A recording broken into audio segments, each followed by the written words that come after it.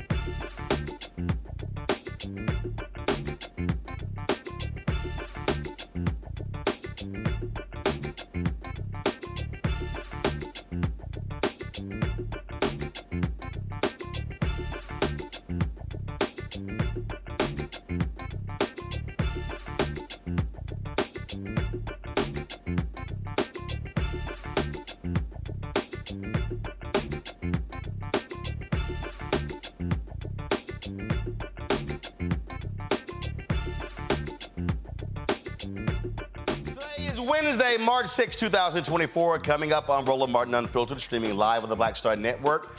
The Department of Justice's investigation of the Mississippi Police Department found conduct so egregious that it demanded that the practice of constitutional violations cease. We'll tell you all about this. A young Alabama mother is brutalized before being shot in the head. We'll tell you about the horrific murder of Mahogany Jackson. Louisiana man has been in a Chinese prison for a decade. His parents will join us tonight to explain how they have not gotten much help from the U.S. government to bring Nelson Well Jr. home. We'll also recap Super Tuesday's elections and discuss a new study regarding Trump's black support. Is it rising? They say no. Executive Director of Black PAC will be with us. Plus, President Joe Biden will deliver the State of the Union address on Thursday. I talked with a senior White House official today about what his message is going to be. Plus, Isaac Hayes III will join us to talk about the new round of funding for Fanbase. Folks, we're going to the next level.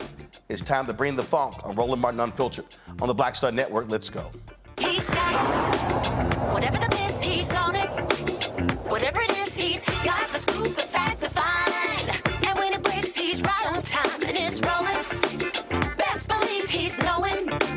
Putting it down from sports to news to politics. With entertainment just for kicks, he's rolling. It's on go, y'all. It's Roland Martin, Rolling with Roland now. He's funk, he's fresh, he's real, the best, you know he's Roland Martin now.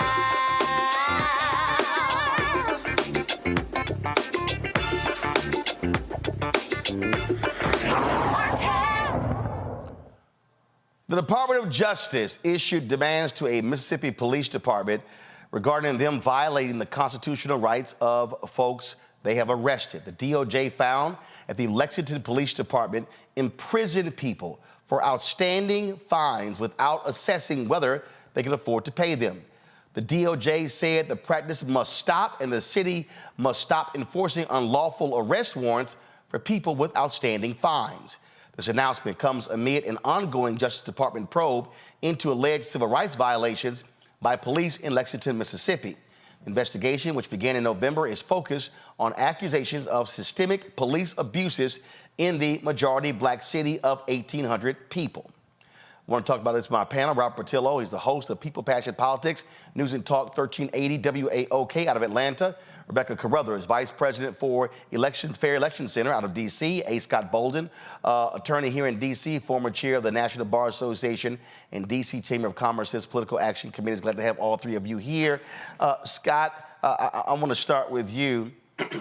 We always talk elections matter. And I'm going to discuss this with Steve Benjamin later.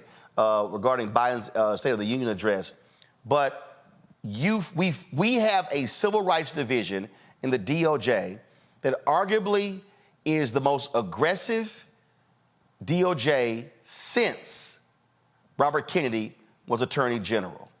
And again, the election of Biden-Harris is why we're having these types of investigations of police departments nationwide. And then add the U.S. prison system or the penitentiary system to that list, and that civil rights division under Kirsten gets even more aggressive and more successful. They're just going by police department and federal penitentiaries and state penitentiaries and state police departments one by one. There's so much work to be done in this space because it hasn't been done in the past that they're overwhelmed. But you're right, they are totally aggressive. And the reality is, why isn't the Biden administration, when you talk about shoring up your base during the election season, this is a talking point that we don't hear enough about, especially in the black community. This would be one of the lead issues for me as we talk about shoring up our base. I hope they start leading with this talking point because they've done incredible work in this space. You know, Rebecca, this is an example of, frankly, going too far. And so, their whole deal was they want to create what has traditionally been the separation between DOJ and the White House. They want to say, hey, the decisions of the DOJ are legal decisions. They're not political decisions. But it's still Biden-Harris's DOJ. It's still their attorney general. And so they should be touting these things. We should be hearing these announcements coming from the podium from Karine Jean-Pierre or even John Kirby. We should be hearing these things on a regular basis because they are holding people accountable. You know, the fact of being Black in America is both political and it also has legal implications. So if the Biden-Harris administration wants to reach out to Black people, they have to understand that by essence, our existence is political. So anytime you're doing things to protect Black people, in this case, those in Lexington, Mississippi, it has political implications. It's okay. We don't have to run from politics. And quite frankly, not saying that the DOJ should be politically motivated in determining whether or not to enforce the Constitution. But the Biden-Harris administration needs to make it known, hey, there are constitutional violations that are happening across this country. And as an administration, we're going to make sure that those who are being violated have recourse through justice. That's the point of justice. And the bottom line, Robert, for all Americans, whether you are African American, Latino, Asian American, Native American, white, you hope that there is a Department of Justice that will step in and examine issues if a local department, if a local DA, if the state doesn't do it. And so what's happening in Lexington, Mississippi is necessary, and thank God for an aggressive civil rights division that actually cares about American citizens, even if they have been arrested or if there are warrants or if they're imprisoned.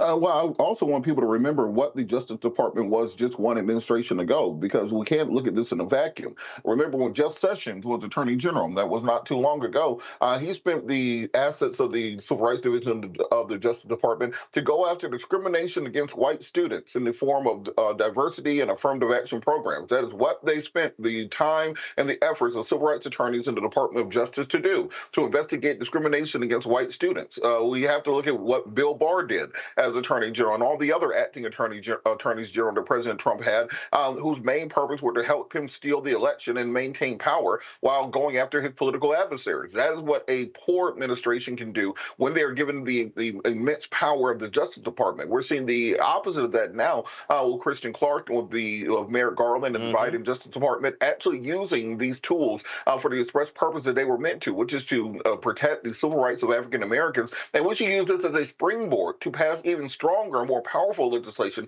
giving them every tool they need so that when we have local jurisdictions that are unwilling to prosecute officers who violate the civil rights of individuals, give the Justice Department the tools they need to handle at the federal level. And that's how we'll start tamping down on police violence and police brutality nationwide. And again, let me remind everybody who's watching, the Trump Department of Justice, they were clear. They were not going to investigate police departments. They said it was hurting the morale of police officers. They wanted to pull back on consent decrees. So for all the people out there who are watching and listening, who are confused about what to do in this election, do understand a Trump Department of Justice would not be investigating these type of issues. They would not be investigating what's happening in local jails and state prisons or what's happening in federal prisons. In fact, last week, we've been having some issues getting the video, but last week, the Department of Justice Civil Rights Division, Christian Clark, who leads it, they announced what was happening in Mississippi prisons. And they were talking about the horrible conditions that we're seeing there and talking about what they're doing to fix those. And so, Mississippi, of course, is the blackest state in the union. This is the press release right here from the Department of Justice. So we got to understand, when they're talking about these investigations, they're talking about a lot of people who look like us. And so they found conditions in 3 Mississippi prisons violate the Constitution. It was a 60-page report, violates the 8th and the 14th Amendments, and it's the Central Mississippi Correctional Facility, the South Mississippi Correctional Institution, and the Wilkinson County Correctional Facilities house more than 7,000 people. And what they said here, Scott, was people living in prisons and jails have a constitutional right to safe and adequate living conditions. This is Acting Assistant Attorney General Benjamin Miser. Our investigation uncovered that people in these 3 facilities were subjected to violent and unsafe conditions in violation of the Constitution. And so, again, another perfect example of what happens when you have a federal Department of Justice holding states accountable for how they treat Americans. Yeah, especially if you're gonna punish somebody, that doesn't equate to inhumane treatment. These are still human beings, and so they've certainly been convicted of a crime, and they're going to prison. But our prisons, most of them are just cesspools of corruption and violence. I mean, whether it's violence or getting beat up, or rape or what have you, it's almost like common culture on the outside that this is what happens when you go to prison. But Roland, on another note, when you talk about the White House and DOJ and the separation, here's an idea for the White House that they could take credit for, or not even take credit for, but get the word out at their press conferences or even in Biden's speech. I want to thank you. I want to thank DOJ. They're doing yeoman's work over there based on their press release. They did this and that with the prisons, the 3 prisons in Miami. They're cleaning up a police department. I want to compliment them on their stick-to-itiveness and their aggressive cleanup of our criminal justice system. That's all. Biden could say it. His press secretary could say that. And you're getting the word out and taking credit for it without violating some separation issue politically or perception-wise. It is nonsensical to me, Rebecca, that we have talked more about the things the Civil Rights Division has done than any other media outlet in the country. Every time we see one of these press releases, and we run video of the announcements as well, and not just this, but also the targeting of redlining and housing discrimination. And I sit here, and I've actually emailed people in the White House saying, hey, are any of y'all paying attention? I mean, I've literally said, y'all talk about every damn thing else. How in the hell are you not talking about this here? In fact, go back to my iPad.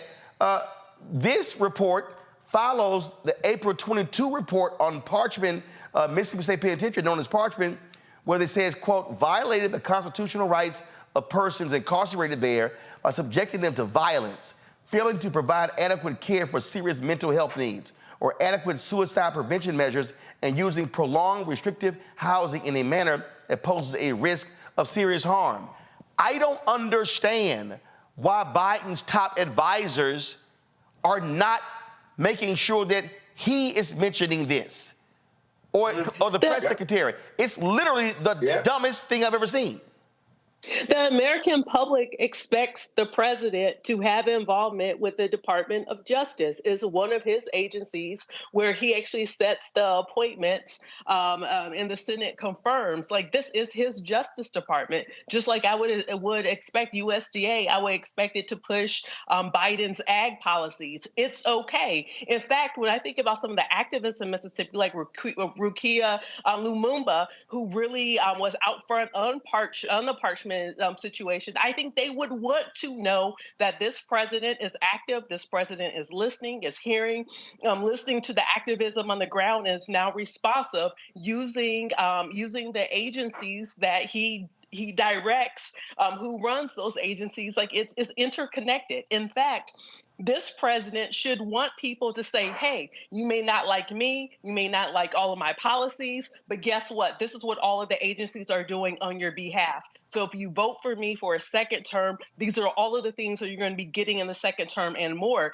He has to draw that distinction between what a full Biden-Harris administration looks like versus a Trump and whoever he picks as his number 2 administration. He needs to draw that comparison, and the only way for him to do it is listen to plies. Take credit for the good stuff that you're doing, because otherwise no one's going to know that you're doing these things in your administration. Go back to my iPad. Robert, look at this here. Former Alabama sheriff's deputy pleads guilty to federal civil rights offense for excessive force. That was on March 6th. Let me go down further. It says here, former Kentucky sheriff's deputy found guilty of federal civil rights charges following multiple assault and obstruction. That was March 5th, 2024.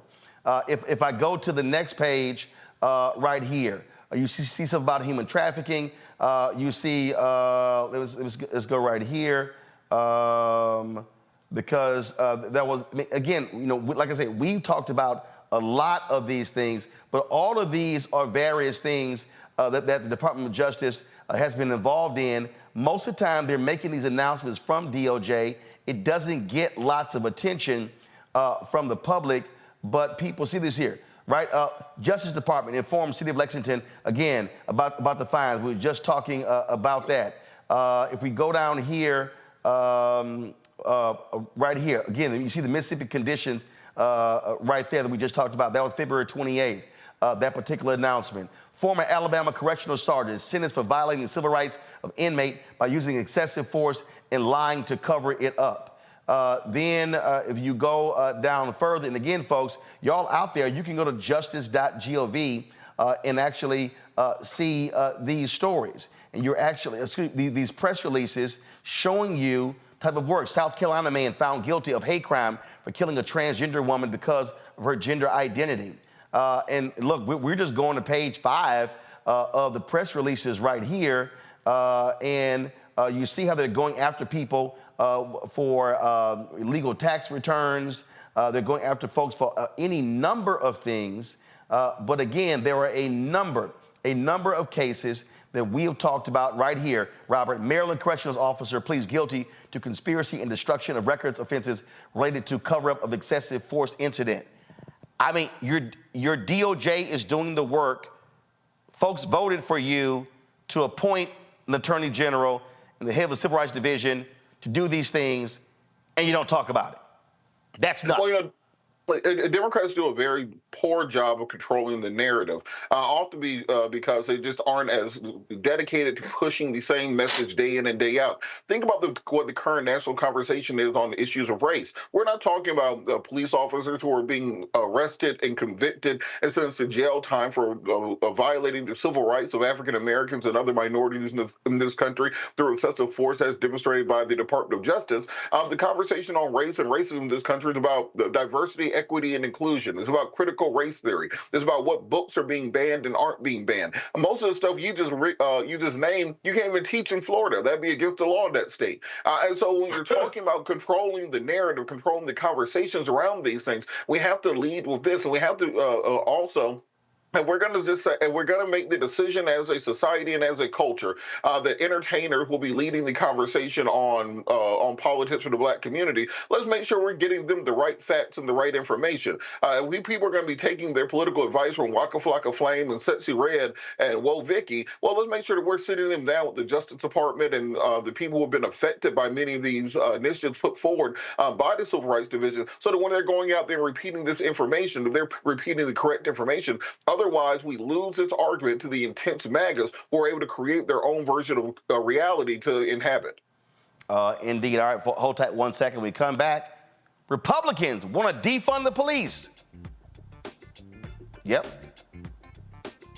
No lie. I'll show you next. Roland Martin Unfiltered on the Black Star Network.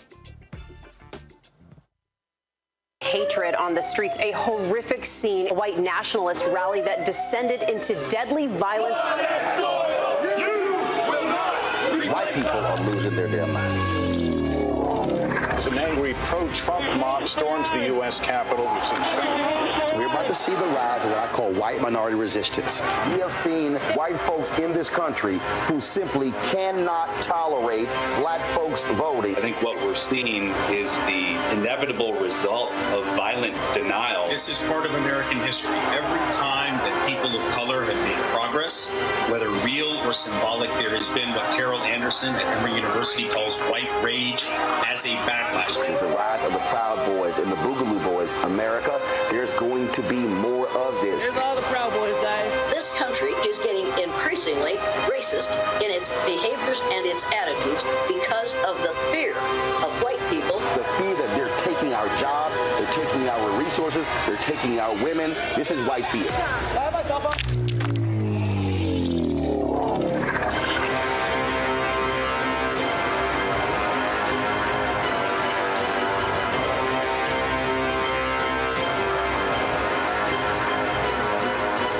On the next Get Wealthy with me, Deborah Owens, America's Wealth Coach, I'm sure you've heard that saying that the only thing guaranteed is death and taxes.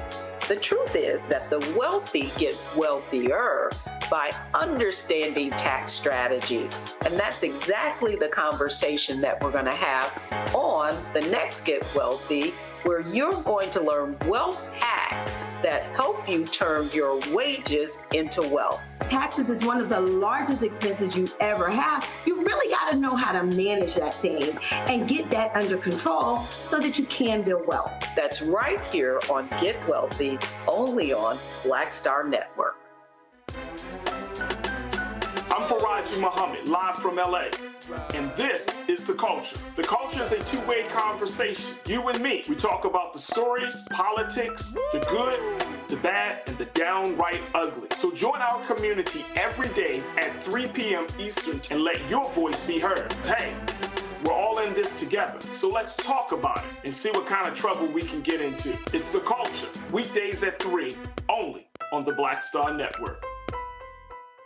Farquhar, executive producer, Proud Family. You're watching Roland Martin Unfiltered.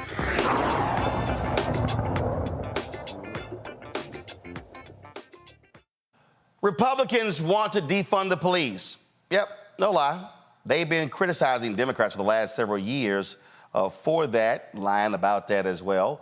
But Speaker Mike Johnson, he literally said this today. Listen. We have advanced, and we also advanced, as you've seen the summary, cuts to some of the agencies that we believe are really overreaching and have been turned in some ways against the American people. We're going to cut 3% from DOJ, 7% from the ATF, 6% from the FBI, and 10% from the EPA, and that's just a start. We have a lot more priorities and things that we need to advance, but the reality is, as we all recognize, is that we have to grow the House majority, take back the Senate for the Republican Party, and win the White House. And I'm here to tell you the reason we're optimistic is we believe those things are going to happen in November, and we can't wait that day. Wow, ain't that interesting, Robert? You know, the hypocrisy of the Republican Party really is galling at this point in time. It seems that they don't have any value that they're not willing to step directly over. They believe in small, limited government, but then when it was time for immigration deal, they said, well, you don't need to go through Congress. The president just has that power. He can do it intrinsically. They believe in lower taxes and lower spending. Donald Trump spends $8 trillion. You know, that's the price of doing business. I ain't really mean all that. They say, well, we're pro-life through and through. And then when it starts polling badly and they lose some elections, they say, well, when we say pro-life, we meant like a certain number of weeks, then it will count, or whatever will get us through this immediate moment. And this is just another example of this. We've heard years the rhetoric of Republicans saying that they supported law and order. Then the minute that Donald Trump got arrested, they decided that they were against the FBI, they were against the Department of Justice, they were against anybody who could investigate them. The entire legal system is completely corrupt and needs to be destroyed from the inside out. It's very difficult to actually find out what the Republican Party stands for in 2024, except for whatever will get them out of the next sentence. And as long as you're governing in that nature, it's very difficult to actually have a governing coalition. See, here's what I find to be hilarious, Rebecca. And Robert, we know you love your guns. They've hated the ATF since the raid on Waco and David Koresh in 1992. They've despised the ATF. So now they're mad about the DOJ and the FBI because they're investigating Donald Trump, who chose to do illegal stuff. All right? We know they hate the Environmental Protection Agency, and so they're targeting the DOJ, the FBI, EPA, and the ATF. I mean, hell, go ahead and go for it all. Just go ahead and defund the Secret Service and the DEA while you're at it. The IRS, the rest of them. Like, I always wonder, if you're going to defund all these other stuff, defund some of these college loans that people are paying back then, if you're going to do something. Here's the bottom line, is that once again, the Republican Party is showing that they're not serious with having true policy solutions to help the American people. That's the first thing. The second thing is, as much as he's saying this, you know what? I wish reporters will push back and say, okay, these are the things you want to defund. But by the way, let's talk about Project 2025 and the plans that Republicans are putting together with how they would unleash an attack against civil liberties in this country for the American people. So, like, while I hear what he's saying, I'm more concerned about the stuff that they're trying to do quietly, because quite frankly, there's a clear contrast between if you're going to have a Democratic-led House and Senate versus having a Republican-led House and Senate. And I think that Democrats should take advantage of these moments and actually show clear distinctions and start talking about, hey, this is what we'll do if you all vote to put us in charge in 2025. And this also is one where, frankly, Scott, Democrats should be far more aggressive at hitting Republicans, showing their hypocrisy, and showing how fraudulent they really are. They'll run that video of that press conference that you just ran and said Republicans want to defund the police, and just run it over and over again. And while you're doing that, overlay that with a video of Donald Trump's folks beating the hell out of cops on January 6th. Exactly. And you know, there's another agency they hate too, and that's DOE. So they got a lot of agencies that they hate, but services their constituents. But here's a research project, Roland. What about this? Name me one Republican-driven bill where the Republicans held hearings, worked with Democrats in a bipartisan way, and passed a piece of legislation that helped America, helped their red states and blue states. Can you name one? Well, first of all, the House, I can't name one. The House has only moved about 30 bills. That includes the renaming of post offices. So they frankly haven't done jack in the past year. Right. And not only they party or no, but they do these investigations and they get on TV and they do all these other things. But if I'm a Republican elected congressman or woman, what am I doing? What's my job? I fundraise consistently for 2 years. I get on Fox News. I fight the president. I say no to everything. I play politics, right? But a substantive investigation or a substantive piece of legislation that is Republican-led and driven, that leads America, name one bill that does that, that's got the Republican lead on it. And I just can't name one. I guess you've been kicking it with Texas Congressman Chip Roy, because this is what he said on the House floor. The gentleman from California.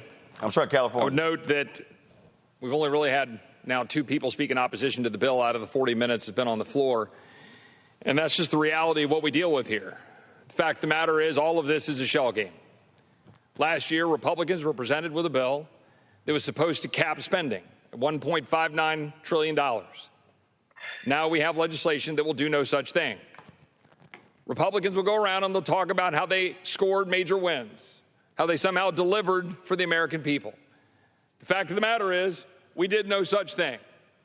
We signed up for caps at $1.59 trillion. We could have had $1.56 trillion if we would have passed a CR this year that would have triggered the caps.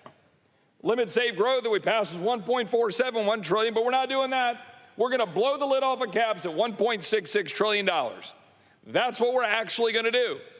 While my Republican colleagues are going to run around and say that they somehow delivered cuts by saying $24 billion in cuts off of a CR that not one member of this body could come down to the floor and explain. And I would take that challenge. If any member of the body can come down and explain to the American people in terms that they can understand, explain it, exactly what the cuts look like. Because what you'll get are things like, oh, we cut 7% out of the FBI. But what they won't tell you is 95% of that cut is eliminating an earmark from Richard Shelby, because Richard Shelby is no longer here to defend his pet project building back in Alabama. And they're going to say, oh, look, we're cutting the Department of Justice and the FBI. But the truth of the matter is, we didn't get any of the major wins that we worked all last year to get. All of these things, like defunding the sanctuary cities, refusing to report criminal aliens, gone. All of these measures are not in the bill. I rise in opposition to this legislation. I hope my Republican colleagues will oppose it. We deserve to deliver for the American people the way we said we would, to cut spending and secure the border of the United States. Well, that's right there is an ad. We didn't do jack. How you pull that up like that? That was good. That was good, because you didn't know what I was going to say at all. This ain't my first rodeo. I've done it before, Scott. That was good. I like that. Go right ahead. Go on with your baby. That's how we do it here. All right, that's how we do it. All right, gotta go to break. We come back. A brother's been held in a Chinese prison for 10 years. What is the State Department doing to get him out? We'll talk with his family next. And also, North Carolina Republicans have nominated a crazy, deranged, sick, and demented black man as their nominee for governor. Wait till we show you videos of him saying, first of all, he's a Holocaust denier. He said the civil rights movement wasn't jack. And ladies, guess what? He said, y'all should not have the right to vote. Oh, yeah, I got all of it. Let me go show y'all right here in Roland Martin Unfiltered on the Black Star Network. Be sure to join our Black Star Network, Bring the Funk fan club. So you're checking money order to P.O. Box 57196, Washington, D.C. 20037-0196. Cash App, $RM Unfiltered, PayPal, R Martin Unfiltered. Venmo is RM Unfiltered. Zelle, Roland at RolandSMartin.com. Roland at RolandMartinUnfiltered.com. We'll be right back. Next on the Black Table with me, Greg Carr. Democracy in the United States is under siege. On this list of bad actors, it's easy to point out the Donald Trumps, the Marjorie Taylor Greens, or even the United States Supreme Court as the primary villains. But as David Pepper, author, scholar, and former politician himself says, there's another factor that trumps them all and resides much closer to many of our homes. His book is Laboratories of Autocracy, a wake-up call from behind the lines. So these state houses get hijacked by the far right, then they gerrymander, they suppress the opposition, and that allows them to legislate in a way that doesn't reflect the people of that state. David Pepper joins us on the next Black Table, here on the Black Star Network. Grow your business or career with Grow with Google's wide range of online courses, digital training, and tools. Gain in-demand job skills with flexible online training programs designed to put you on the fast track to jobs in high-growth fields. No experience is necessary. Learn at your own pace. Complete the online certificate program on your own terms. Stand out to employers, get on a path to in-demand jobs, and connect with top employers who are currently hiring. Take one professional career certificate program or all 6. Earn a Google Career Certificate to prepare for a job in a high-growth field like data analytics, project management, UX design, cybersecurity, and more. All professional career certificate programs must be completed by December 31st, 2024. Scan the QR code to complete the application. There are 1,000 scholarships available. Grow with Google and J. Hood and Associates. Be job ready and qualify for in-demand jobs. For the last 15 or maybe 16 years, 18 years, I'll say, since when I moved to LA, I hadn't had a break. I hadn't had a vacation, probably a week vacation here or there. Right. This year, after I got finished doing Queen Shit and we wrapped it out, because I knew I had 2 TV shows coming on at the same time, so I'm gonna take a little break. So I've been on break for the first time, and I can afford it now, praise God. You know what I'm saying? Right. So I can afford it, and I'm like, I can sit back and ain't got nothing to worry about, man. But this was the first time in almost in 2 decades that I've actually had time to sit back and smell the roses.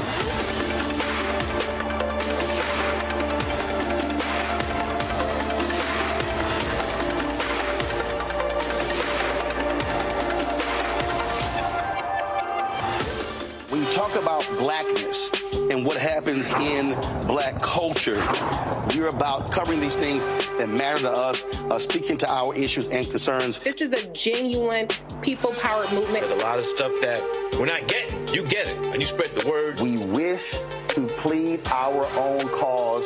Too long have others spoken for us. We cannot tell our own story if we can't pay for it. This is about covering us. Invest in black-owned media. Your dollars matter. We don't have to keep asking them to cover our stuff. So please support us in what we do, folks. We want to hit 2,000 people, $50 this month, raise $100,000. We're behind 100,000, so we want to hit that. Y'all money makes this possible. Check some money orders. Go to P.O. Box 57196, Washington, D.C. 20037-0196. The Cash App is $RM Unfiltered. PayPal is R Martin Unfiltered. Venmo is RM Unfiltered. Zelle is Roland at RolandSMartin.com.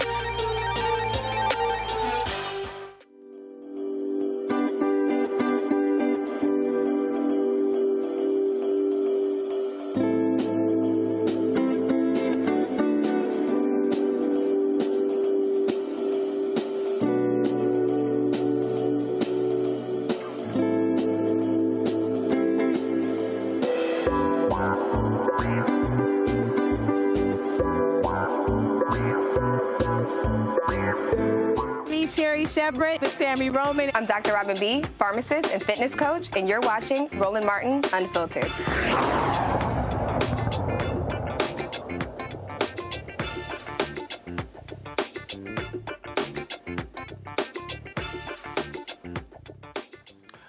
Louisiana couple's son has spent the last 10 years in a prison in China trying to bring him home. Nelson Wells Jr. was arrested in China on drug charges. He was convicted and sentenced to death in 2014. That sentence was commuted to life in prison, which was then reduced to 22 years without the benefit of time served. His parents, Nelson Sr. and Cynthia Nelson, have depleted their life savings trying to bring their son home. They join me now in studio along with Joy Chaney. Glad to have all three of you here. So first, what was your son doing in China? He went over there to try to get some medical help because he has been suffering with seizures. He was hit while leaving work, going home, and a guy came up the one-way street. He was on a moped, and he suffered severe injuries. He broke his leg, his arm, and the most significant thing was he hit his head, and he developed seizures from that. So upon his medical recommendation, they wanted to try to see if they can get some medication that can control these seizures. And his physician told him to go over there and talk to, some of the Chinese doctors over there that might have something that would be able to help him. Now, when he got hit, that took place here or in China? In Japan. In Japan? In Japan. He got hit in Japan, and his doctors in Japan told him, try to go to China to see if there's some medication to help. Right. That's basically how it all started. All right, so he goes to China, and then what happened? Well, now this is where it gets tricky. While he's in China, we are only told by the Chinese government what happened. So while he's there, it doesn't work out for him. He's coming home. And in the process of coming home, there was an individual that I guess Nelson knew or possibly met. And they became associates or whatever the case may be. I haven't gotten his story as of yet. I was unable to get his story because he hasn't been able to tell me anything, because if he does, our phone calls will be disconnected. So we keep it generic. Meaning Nelson? Yes. Okay. So you haven't talked to this friend? No, we don't even know who he is. Okay. Never met him, don't know anything about him, nothing at all. Okay. So anyway, this particular friend had excessive baggage. And so what he did is he asked Nelson to help him get his baggage on board. And so Nelson said, okay, no problem. So in the process of that, they both go through the gates together, and when he goes through the gates, Nelson gets stopped, he goes through. The drugs was in his suitcase, but Nelson was the one that was bringing it. What was the drugs? To this day, I'm not good on drugs, but the drug that I think it was meth. Okay. That's what I think it was. Okay. And it was a significant amount, and it was inside of baked goods, like pies and cakes and all of these things. And Nelson, the guy told Nelson that he wanted him, this was for his family, and he wanted to bring these gifts and everything along with other gifts that was in there. Nelson never looked in the suitcase. So Nelson never looks in the suitcase, doesn't know any of this. Nelson gets stopped, his friend continues forward. Continues forward. And when that happened, Nelson was like, what's the matter? What's going on? This portion we did get from him. And so it was kicks because the way it went down, Mr. Martin, is when he was over there, we didn't know that this had happened at all, period. And the only way that we were informed is a young man called us. It was like 2:30, 3:30 in the morning. And we was heavily in sleep. And when the phone rang, I said, Cynthia, Red, the phone is ringing. The phone is ringing. So she answered it, and the young man says, is this the Wells? And I told them, he said, yeah. And she put it on speaker. And he said, I'm associate of Nelson. I know him. He's he's in trouble. He's been incarcerated. They want to kill him. Do you have money? And I was like, what? He said, hurry up. He needs help. Get him out. And he hung up. And so Cynthia and I, we thought it was a prank or a scam. And so we couldn't go back to sleep. Now, he resides in Japan, and his wife and his family and everybody's over there.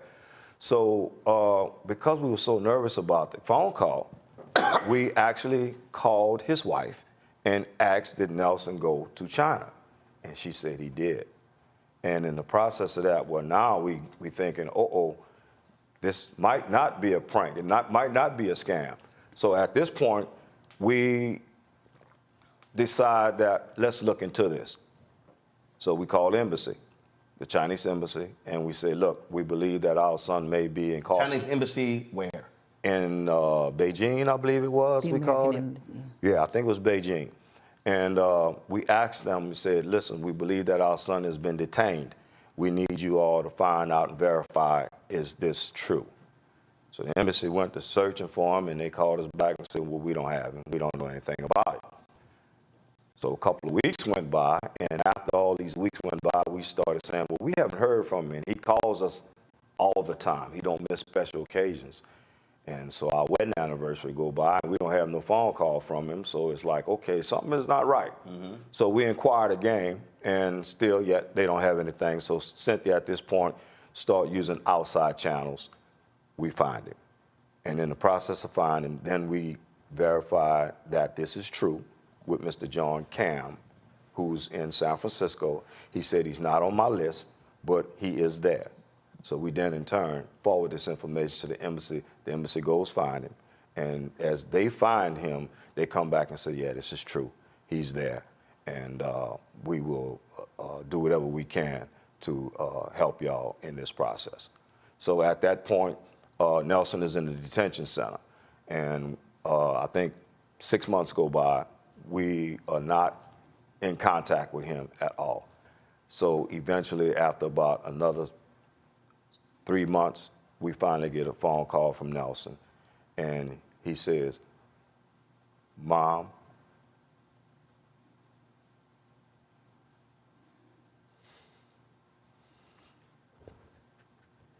he says, Mom, Pop, I didn't do this. Help me. I'm in trouble. Get me out of here. And at that point, my whole life changed.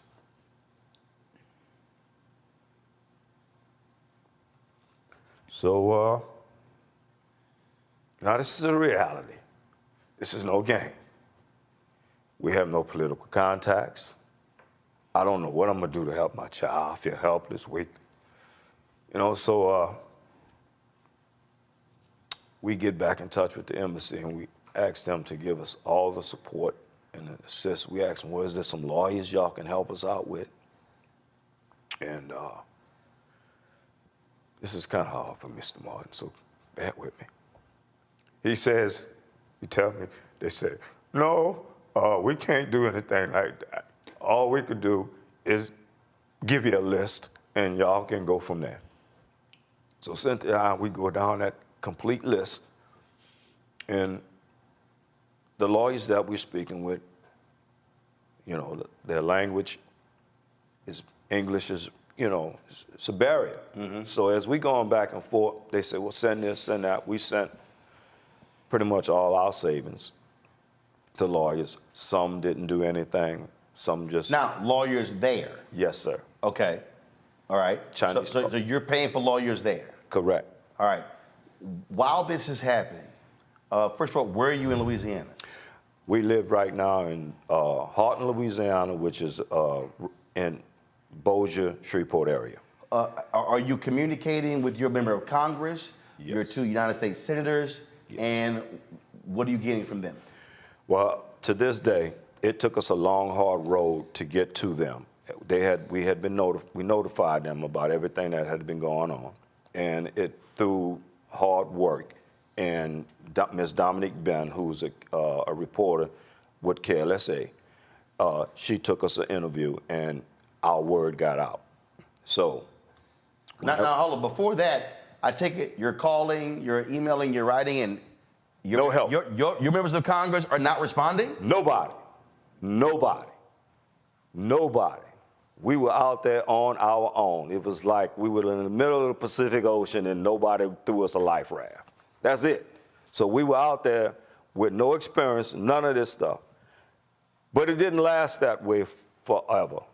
It only lasted like that for about, 8 years? And it's a long story, Mr. Martin. It took 8 years for y'all to, for them to connect with them, for them to listen? Yes. $80,000. Yes. So with that being said, Say it again, you said how much? Over $80,000. I depleted my savings, $80,000. I'm a retired veteran and disabled vet, and I was living comfortably until this happened. I told you, my whole life changed. So bring Joy in here. So Joy, you then, how do you come into this story? So Mark Morial, I was working, and I've been on your show before. I was working for Mark, and Mark and Mr. Wells are lifelong friends.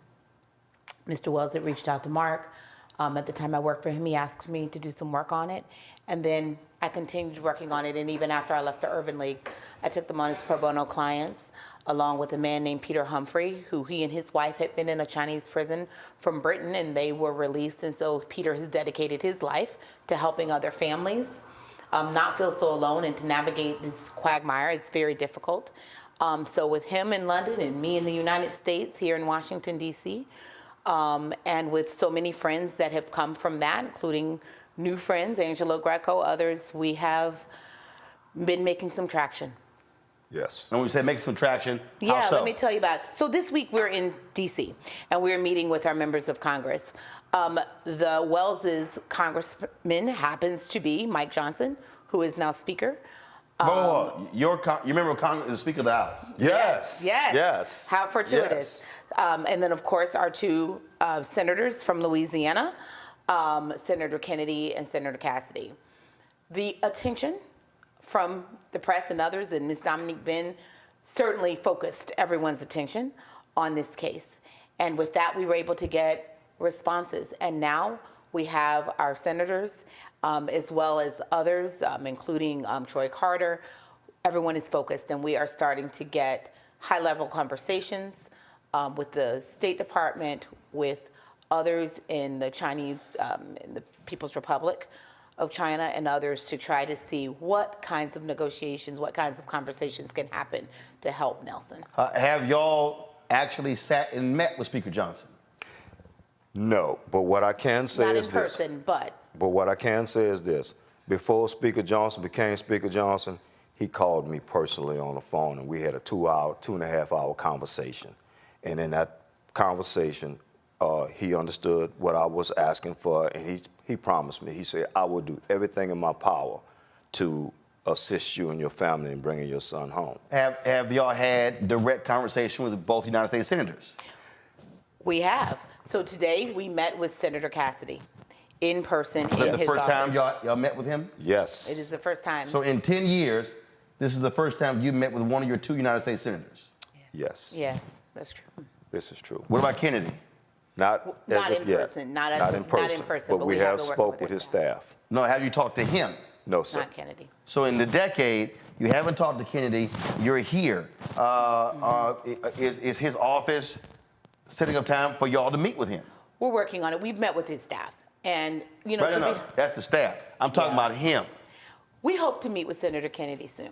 But we did meet with Senator Cassidy. We've had long conversations with Speaker Johnson. And I know you might say, well, why am I not holding their feet to the fire? No. I'm just putting it out because I want to understand all of the details. Those are the details here. And so we have not met with Kennedy. Gotcha. All right. So what are your conversations? Who are you dealing with at state? We are working with the counselor. The Consular Affairs, we don't give names, but we have been working with our State Department officials, with American Citizen Services, with the Office of Consular Affairs and the State Department and others. But I think the point is it has taken 10 years to get this type of traction. And for those out there wondering, what does this have to do with you? You could be traveling anywhere in the world, and if something happens to you, especially in a country where our diplomatic relations are not always the strongest, you could be out there on your own. There is not a lot of recourse for you, and we've had to make everything up on our own, generating our own press, generating our own interest. And it's not like someone immediately comes and says, here, I want to help. We have a website, nelsonwellsjr.com. I encourage you all to take a look at it. Hopefully you all will put it in the notes. And we, have a GoFundMe page and more about our story there. But it has taken 2 years of my dedicated work, Mark's dedicated work, but 10 years of this family's prayers and dedication to even get to the point we are at right now. Well, the reason I was asking those questions is because go to my iPad about 18 years ago, when Dallas Austin was arrested for a small amount of drugs in Dubai. They were going to throw him in prison for a very long time. And it was then Utah Senator Orrin Hatch, Quincy Jones, and Lionel Richie who were able to intervene. And so that's what I was trying to understand in terms of who have y'all been dealing with, communicating with, on this, and it's still, I'm glad you're having the conversations now, but it still is crazy to me that a decade goes and you're not getting response from the people who are elected. And this is the thing that I'm always trying to explain to our audience. It doesn't matter if you voted Democratic and the member of Congress and the 2 United States Senators are the Republicans. You are still constituents. You're their constituents. And they still are there to represent you and to speak for you. And so that is crazy. And so, go ahead. And can I just say, Mr. Wells is a veteran. Many decades. Mrs. Wells is a veteran of the civil service working for DOD. These good Americans have served their country. You shouldn't even have to have all that to have your members respond to you. But certainly once you have done all that, your members ought to respond to you. And it took, what we haven't mentioned is that Nelson has been sick, over there. This has taken a tremendous toll on him, as you can imagine. At any point in these 10 years, have y'all traveled there to see him? Not yet. If you do, are you allowed to see him? Well, it's going to take a lot of negotiation for us to have the permission to go, but there have been other people that have been able to go, and it was brought up to our attention today if we would be interested in going. No, when you say other people, other cases or other people who've seen your son? Other cases. Got it. So you talk. How often do you talk to him on the phone? Yeah. Wow. When we first started this, we wasn't talking to Nelson at all. Period. After about first of all, I have to explain. Nelson's in the detention center, and that's one of the worst places to be while you're over in China. So once he was able to get out of the detention center, which he had to voluntarily say, in order to get out of there, to be able to, get the things that he needed. He had to admit guilt? He had to plead guilty, sir. Yes, sir. So he admitted the guilt. And in the process of admitting the guilt, now he's incorporated into the prison system. And while he's there, they are allowing him to make phone calls to us now. How often? It started off where we would get a phone call like once every 6 months. And what is it now? Now it's a lot better. We're getting calls.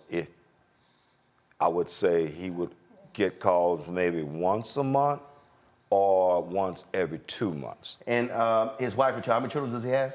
He has 3, 2 by his first wife and 1 by his second wife. And his second wife and that child, they're still in Japan? Yes, all of them are still in Japan. Okay, all 3 kids are still in Japan? Yes, sir. What's next? What's next is we're going to let these high-level conversations play out, and we're going to keep their feet to the fire. We have regular communication. Nelson is waiting to have them return home. He's saving up his time so he can call them next week. We look forward to updating you on some of those conversations. We've had some hopeful conversations this week.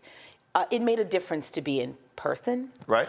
And to have communications with people, but it is heartbreaking to think what it has required for us to get here.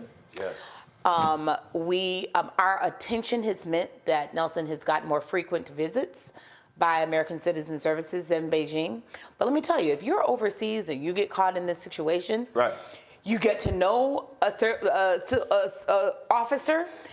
Every year and a half, they change out. Very hard on prisoners. How many people have you all met over the years, ACS officers? At least 8. Maybe Yes. 10. Maybe 10. When that happens, you have to almost start over. Because it's every 6 months to a year. And Nelson's been there 10 years. So we understand, and we're about to wrap up here. Yeah. So he was arrested in 2014. Yes, sir. When was the sentence reduced to 22 years? 2019. And those 5 years, there's no time served. No time served. Yeah. So from 2019, you got to add. So you're talking about He'll be released 2042. 2041. He'll be released in 2041. He'll be almost 70 years old at that point, which that is, and then for someone who's been ill, that it's not likely that he would, and I hate to say that in front of his parents, but we know this. We are fighting for his life. We are fighting for Nelson Wells Jr.'s life, and we really need you all to fight for his life as well. I really would love for you all to take a look at our website, nelsonwellsjr.com, figure out a way that you can help this family. And also, we need your prayers. Yes. We need your prayers. We'll take that too. We'll take that too. Final comment. I'm just thank everyone that has helped us this far with the prayers, the monetary donations, the work that they've put in. But we just got to keep pushing because, like Nelson said, Mom, if you don't hurry, I'm going to die. I don't want to die here. So please, please help him to get back home. I've never met 2 of his children, so we would love to come meet them. You know, it's just been a long journey, and of course we had to close our mouth with the threats. You know, don't talk about it. So that too played a part on, you know, getting it out public. But just continue to pray and go to our website, and thank you. Thank you, Mr. Roland. Thank you. We really appreciate it. Well, I appreciate it. Certainly keep us abreast of what happens, and we certainly hope this comes to conclusion and you'll be able to see your son, Nelson, as soon as possible. Thank you, Mr. Martin. All right, we appreciate it. Folks, we'll be right back. Roland Martin Unfiltered right here on the Black Star Network. On the next, A Balanced Life with me, Dr. Jackie. Just who do you think you are? And maybe more importantly, who is it that you think you're trying to please? The answer to that second question is really wrapped up in the first. Think about that. Being the true, authentic you, no matter the circumstance. But we learn the art of forgiveness, not only of forgiving one another, but forgiving ourselves. And we also learn how to love ourselves so that we can love each other. That's next on A Balanced Life, here on Black Star Network. I'm Dee Barnes, and on the next frequency, Professor Janelle Hobson joins us to talk about hip-hop and its intersection with feminism and racial equality, plus her enlightening work with Ms. Magazine and how the great Harriet Tubman connects with women in hip-hop. So it was not hard for me to go from Harriet Tubman to hip-hop, honestly, because it is a legacy of Black women's resistance and Black women supporting our communities. That's what Harriet Tubman did. That's on the frequency on the Black Star Network.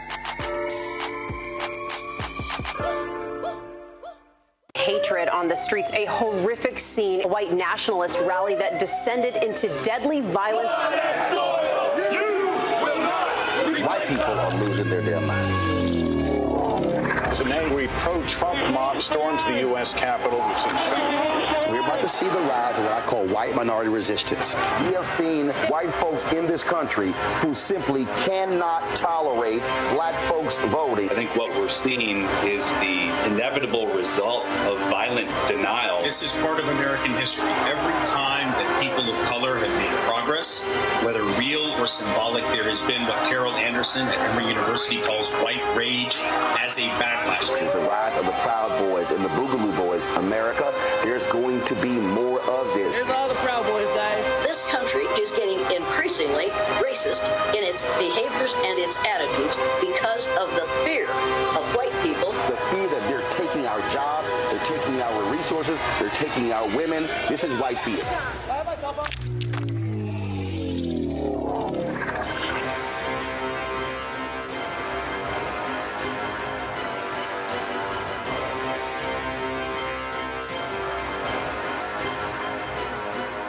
Sean Murray, the executive producer of the new Sherry Shepherd Talk Show. You're watching Roland Martin Unfiltered.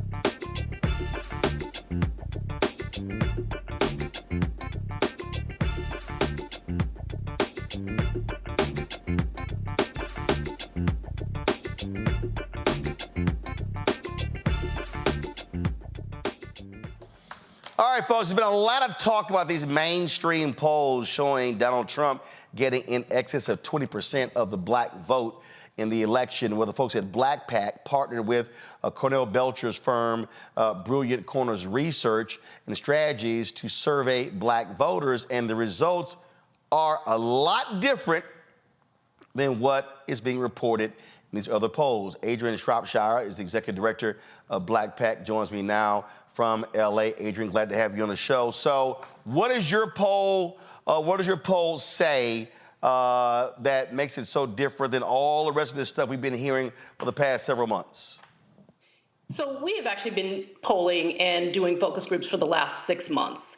And part of that is because obviously before we head into any election cycle, we want to make sure that we are really clear on where black voters are, their opinions, their attitudes, how they're feeling about what is going on in the country. So we've been doing this for the last 6 months. So it should come as no surprise then that we are a little unnerved by this narrative that's emerging because of recent polling that suggests, as you said, that upwards of 20% of black voters will give their votes to Donald Trump and the Republican Party, because no, that is not what we have seen. And in some ways, I think, we certainly could look at the sample sizes in these polls. They're not robust. And certainly not like we're not, sampling or oversampling black voters. We're just polling black voters, period. And so our sample sizes are much more robust. When you have a small sample size, the potential to get outliers in there and then extrapolate what black voters think based on these outliers' opinions, all of that is playing into this. But what I can tell you is that our polling for the last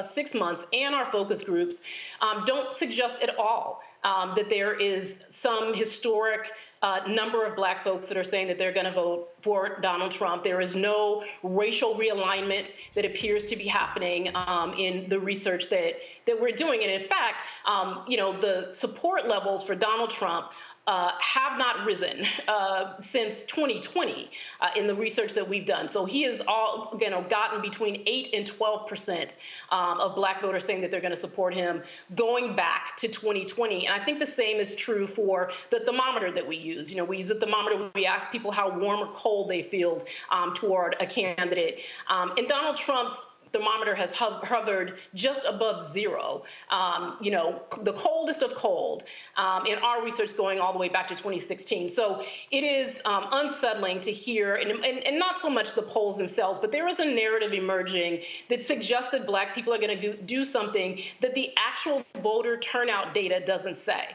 So we can look at the polls and what people are saying, but we actually need to look at what happens and what has happened on Election Day when black people have been asked to turn out and support either Donald Trump or the Republican Party, because those numbers are strikingly and not surprisingly much lower than what any mainstream media poll has said. So, and again, we look at these other polls. We are a fraction of those polled. Well, that's a lot different. Your poll, we are the entire poll. So you're getting a much better and robust understanding of black people and their thoughts and perspectives in your poll because it's just black people. It is not, yeah, that's right. It's just black folks. And so you're going to get a range of opinions. And I think that, we always say, because we know this, that black folks are not a monolith, and that is true. But there are some things that black people have agreed on.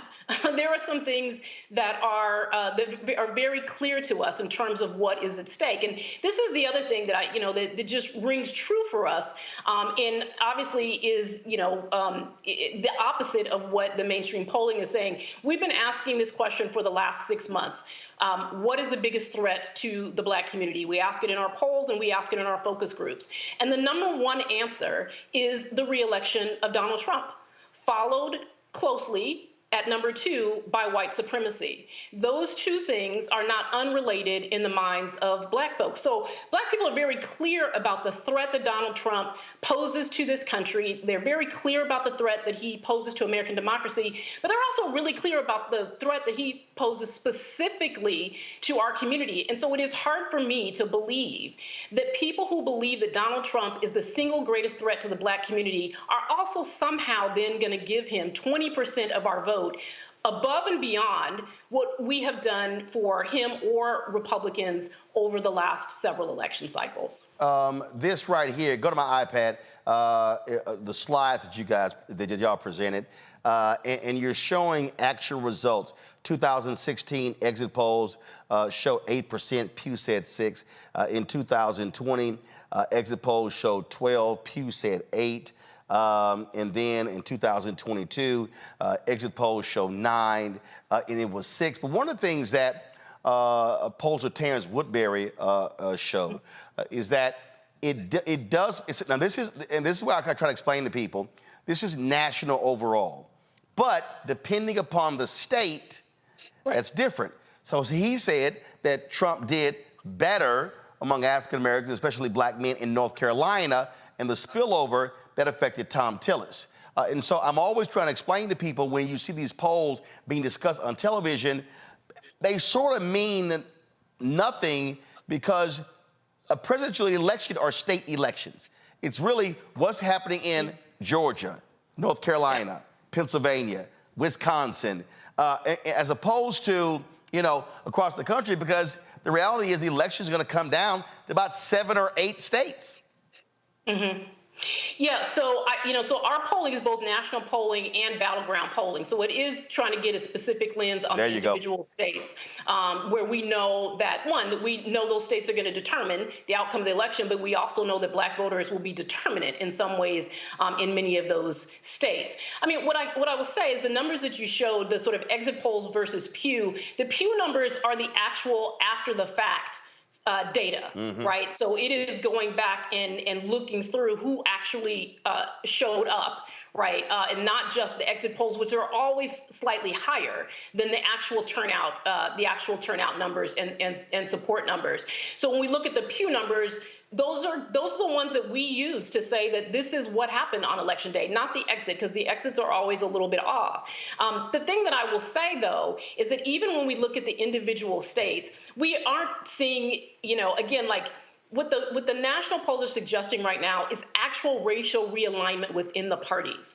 There is nothing to indicate, not right now, or again, over the past several election cycles, that suggests that Black people are going to somehow, in record numbers, shift from one party to another. Now, that doesn't mean that Democrats don't have challenges, right, in this upcoming election cycle. But the challenge is not based on our research for the last several months and over the last few years, does not suggest that their biggest problem is actually Donald Trump and the Republican Party. Well, one of the things that your survey showed is that the concern that Biden Harris should have is from third party. But that's also contingent if they actually qualify for the ballot in that particular state. Earlier, we were discussing why the Biden administration and the campaign, they're not focusing on the great work of the Department of Justice Civil Rights Division, and why they're not touting those things. And so we talked about narrative, messaging, misinformation. Go back to my iPad. Y'all show here how people are getting information, let's say by social media. And it says users of TikTok, Twitter, X, and Instagram were more likely to report hearing negative news about Biden. Now, granted, social media is not representative of the entire country, but it is the echo chamber, if you will. And so really what your poll is saying to Biden-Harris campaign, y'all better step the hell your game up on these social applications where you are in the mix touting what you are doing. Otherwise, you're allowing others to define who you are and what you've done. That's exactly right. And so what we're seeing in those numbers is that exactly what you said. That is where people are getting the most negative information about the Biden-Harris administration. And so yes, like I always say, like they need to be flooding the zone. Like the volume of content that is coming out really just needs to be increased. In part because people really do want to know the information. When we're in focus groups and we say to people, you know, are you aware of what the administration has done? Most people will say no. You present them with a list of all of the accomplished and across, as you say, not just in one area, right, but in a lot of areas. When you present that to people, people are pretty surprised. They're pretty surprised to learn it. The sort of emotional reaction goes from, you know, being angry that they don't know. And part of that anger is because people don't want to be out here saying things that aren't true. And they feel like the campaign and you know, those of us who run independent organizations have an obligation to actually get them the truth. And that is absolutely, you know, on the campaign and all of the surrogates that are a part of the campaign. But that information needs to increase because people appreciate it and it changes their perspective. Right now, they sort of are getting information from one place. They're getting Fox News talking points, right? The number of folks that sit in our focus groups and actually repeat back Fox News talking points, even though they don't watch Fox News, it's because those talking points and that messaging is showing up in their social media feeds. And while social media might not be fully representative, it is the place where the majority of people are saying that they're getting their news and information right now. Yep. So if you're looking for news and information, the majority of folks, at least in our polling, are going to social media first. Last question before I go to my panel, and that is this here. New York Times, CNN, Quinnipiac, all these other polls, I see constant conversation on MSNBC and CNN and Fox News, ABC, NBC, CBS, all these mainstream folks. Have they booked y'all to discuss your poll? No, I'm here with you. None of them? I mean, y'all sent the release out, what, 2 days ago? I mean, we got the release March 5th. Talking about this. And all of these places have been talking black men, black men, black men, black people. So none of these people have booked y'all? No. And again, I go back to the concern around the narrative that is emerging, right? And there is something deep. No, that's my whole point. They're having discussions about these other polls and black people, especially black men. And here y'all actually poll black people. Cornell Belcher is a paid contributor for MSNBC. You would think Morning Joe and the rest of these people would be talking about the poll that y'all commissioned. Yeah, I mean, we want the truth to get out to the American people, right? We don't want to send, we should not want, I guess I should say, for false narratives to be out there or for data not to be discussed responsibly, quite frankly. And there is, again, like, it's insulting. I mean, the narrative would suggest that black folks are out here just casting ballots willy-nilly. We're not doing that, right? It would suggest that we somehow should just ignore our gut feelings about people who actually want to take away all of our rights, right? It would suggest that we're going to vote for people, you know, who want to undermine, again, not just American democracy, but our communities in general, and that we simply should just trust their polls, right? Not trust the things that we know, right? Not to trust what we know about recent history, what we know about our past, that we should not think about all that. We should just trust these polls. And that's just, it's irresponsible. And some might say it's malpractice. Questions from my panel. Rebecca, you're first. Hey, Adrian, it's good to see you. I'm going to explain the context of my question, then I'm going to ask the question. So in 2016, most of the polls showed that Hillary Clinton was up. It wasn't until September when Cornell Belcher rang the alarm and suggested, hey, excuse me, Hillary is in trouble. One thing that most of the pollsters didn't take into account is that Trump was able to draw out white voters who normally don't show up in elections. So I've really been listening hard to Trump's rhetoric, especially over the last few months for this go-round. And it sounds like the rhetoric he's using is to try to draw out black people who normally don't vote, but to draw them out and get them to convert and become Trump voters. Do you think that's possibly what Trump is trying to do, especially when he keeps touting black support? Because one thing that I noticed by looking through this polling memo, it talks about likely, African-American voters, talks about registered African-American voters. Is there a chance that there are some Black folks who are not registered yet, who will be new to voting this year? Is there a chance that Trump will be able to get those types of folks out in a significant number that could actually impact and increase his Black support?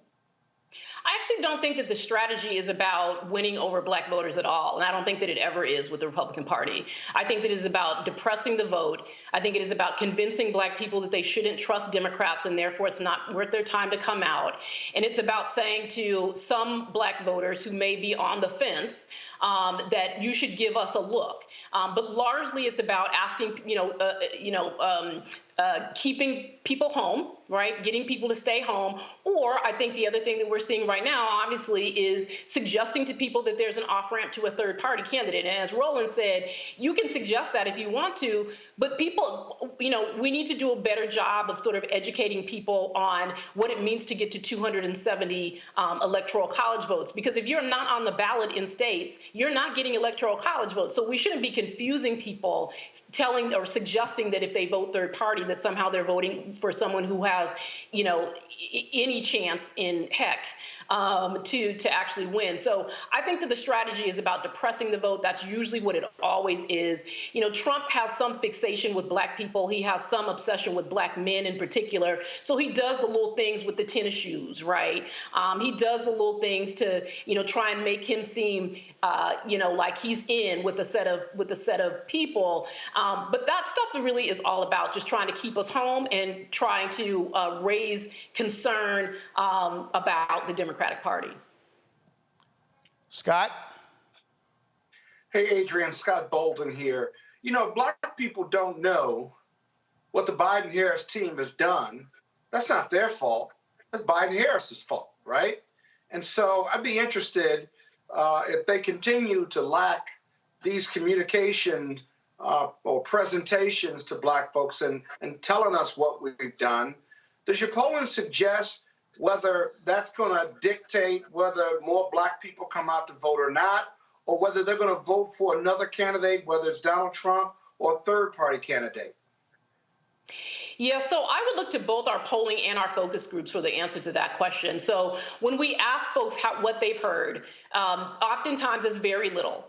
And, in our focus groups in particular, people are very animated about it, right? Mm-hmm. They're very clear that they have not heard anything. And once we present to them, though, once we say, well, here are the things, right? Here are the things that we have said as a community are important to us, and here are the things that the Biden-Harris administration have done.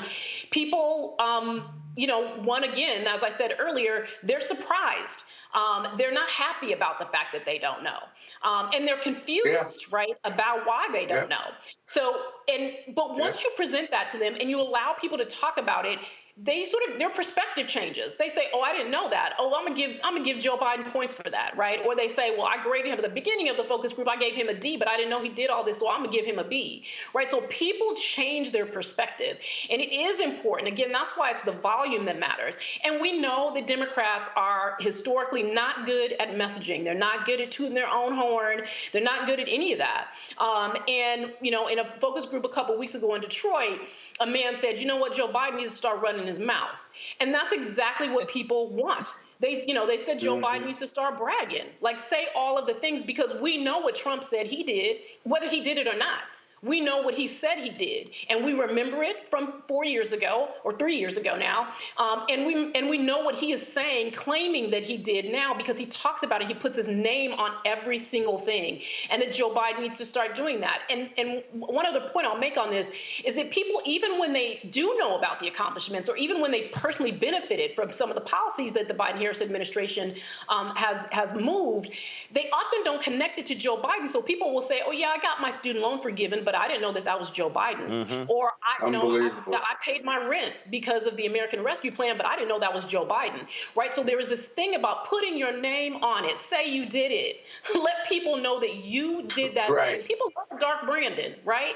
So pull him out and let people know that you did the things. But it's also important that they start talking about not just what they did, but what they're going to do. Yep. Right? Because we're getting to a point where people are going to say, okay, I got all that. That's cool. But there's some stuff that you didn't get done. So what are you going to do about that? So they do need to start transitioning to what they are going to do, not just what they did. Robert? I think that's a very important point that you're making. And what I've noticed, one of the problems is that Donald Trump has mastered the art of speaking on a 3rd through 7th grade level when he's talking about issues. An example I like to use immigration. If you ask Democrats what are you going to do on immigration, they say, well, we need a bilateral conversation with our friends within our hegemonic sphere of influence to create a pathway to citizenship, as well as increase border security, as well as creating something along the lines of something like that. Trump's answer will be wall. What can Democrats do to simplify their messaging down from a paragraph to something like wall that more people can understand and be able to rally around? Well, you just said it.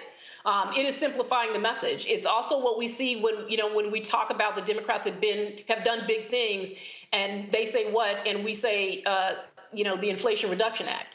Well, that doesn't mean anything to anybody, right? What is in the Inflation Reduction Act? Right, what has it meant for Black communities? We have to break those things down, and we have to talk about specifically what it means for our communities. So you said it, like we have to break. It's not that hard to break stuff down, and people don't actually care about everything, right? There are some things that are actually really important and really specific to our community, but we also have to start talking about the things that people feel, right? Like some of the stuff that we hear in our focus groups, this is about emotion. Right? When a woman in a focus group says the hardest thing for me to do right now is buy food for my daughter, that is unsettling, right? That woman is feeling something very deeply. She's afraid, right? And they have to begin to speak to that too. And that's part of what Trump does as well. So when you talk about immigration, what he's doing is stirring up fear in people. Right. And I know Democrats don't want to do that in that way, nor should they. Need to be careful about using rhetoric that is more divisive than is about bringing people together. But people are feeling very unstable right now. People are scared. Right. That thing about what's the greatest threat to the Black community, number one, Donald Trump. People are scared. Right. They're terrified of another Trump re-election. So Democrats need to talk in ways that people can understand. They need to break down these big things for people so that they can see how it benefited them, and they need to talk more about what they're going to do on things that haven't been addressed yet. If people want to look at the poll itself and all information, where can they go to see it? Then go to blackpac.com. All right, blackpac.com, blackpac.com. Adrian, we appreciate it. Thank you so very much. Thank you so much for having me. All right, folks, real quick break. We come back. Robert's running for office, and Megyn Kelly, she think he a flaming liberal. We're going to discuss that real quick when we come back. Roland Martin Unfiltered on the Black Star Network. Grow your business or career with Grow with Google's wide range of online courses, digital training, and tools. Gain in-demand job skills with flexible online training programs designed to put you on the fast track to jobs in high-growth fields. No experience is necessary. Learn at your own pace. Complete the online certificate program on your own terms. Stand out to employers, get on a path to in-demand jobs, and connect with top employers who are currently hiring. Take one professional career certificate program or all 6. Earn a Google Career Certificate to prepare for a job in a high-growth field like data analytics, project management, UX design, cybersecurity, and more. All professional career certificate programs must be completed by December 31st, 2024. Scan the QR code to complete the application. There are 1,000 scholarships available. Grow with Google and J. Hood and Associates. Be job ready and qualify for in-demand jobs. Bruce Smith, creator and executive producer of the Proud Family, Louder and Prouder, and you're watching Roland Martin Unfiltered.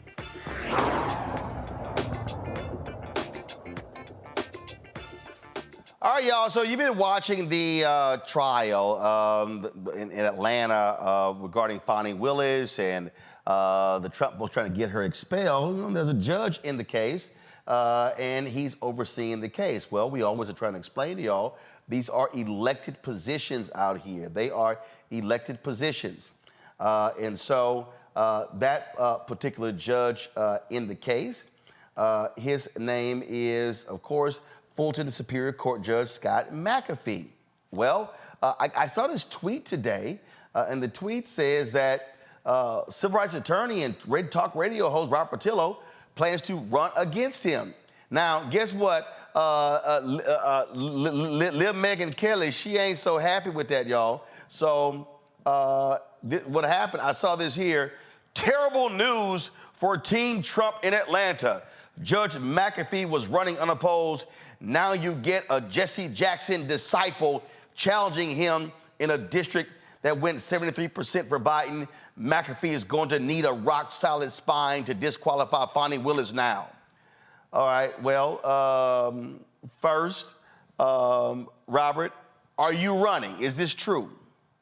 This is indeed true. I will be filing my qualification paperwork on Friday. We're supposed to make the big announcement Friday, but this leaked to the press, and, Atlanta media is going to run with it. But yes, we are indeed filing. We're going to qualify. We're going to race, and we're going to win this race. Not because of the Fonnie Willis case, but for the exact what Megyn Kelly said. This political spin that has happened to the Fulton County Court, where people think that you need to have a rock-solid backbone to stand up for Trump. We need judges who stand up for the rule of law, not for a particular political party.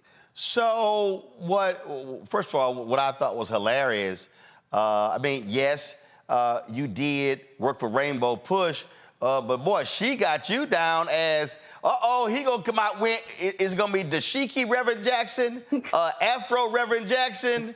I guess Megyn ain't never Googled you to understand your views on the Second Amendment and stuff like that.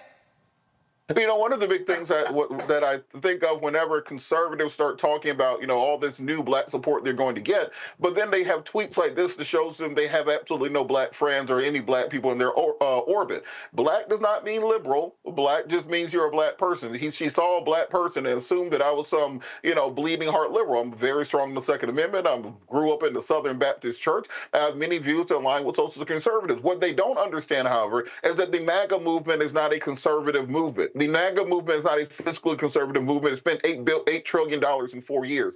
The MAGA movement is not a Christian conservative movement, somebody who has 5 kids by 3 different women. The MAGA movement is not a family values related movement, someone who had to pay a porn star $130,000. When we're talking about conservative values, we actually have to stand on those values. And regardless of what Megyn Kelly and any other Trumpites want to call me, the entire conceptualization has to be about putting the rule of law above the person. That we are a nation of laws, not a nation of individuals. And once they get back to those constitutional principles, they will understand what an actual moderate, centrist, middle-of-the-road judge does, which is simply be an umpire calling balls and strikes, enforcing the rules, and making sure the courts operate appropriately.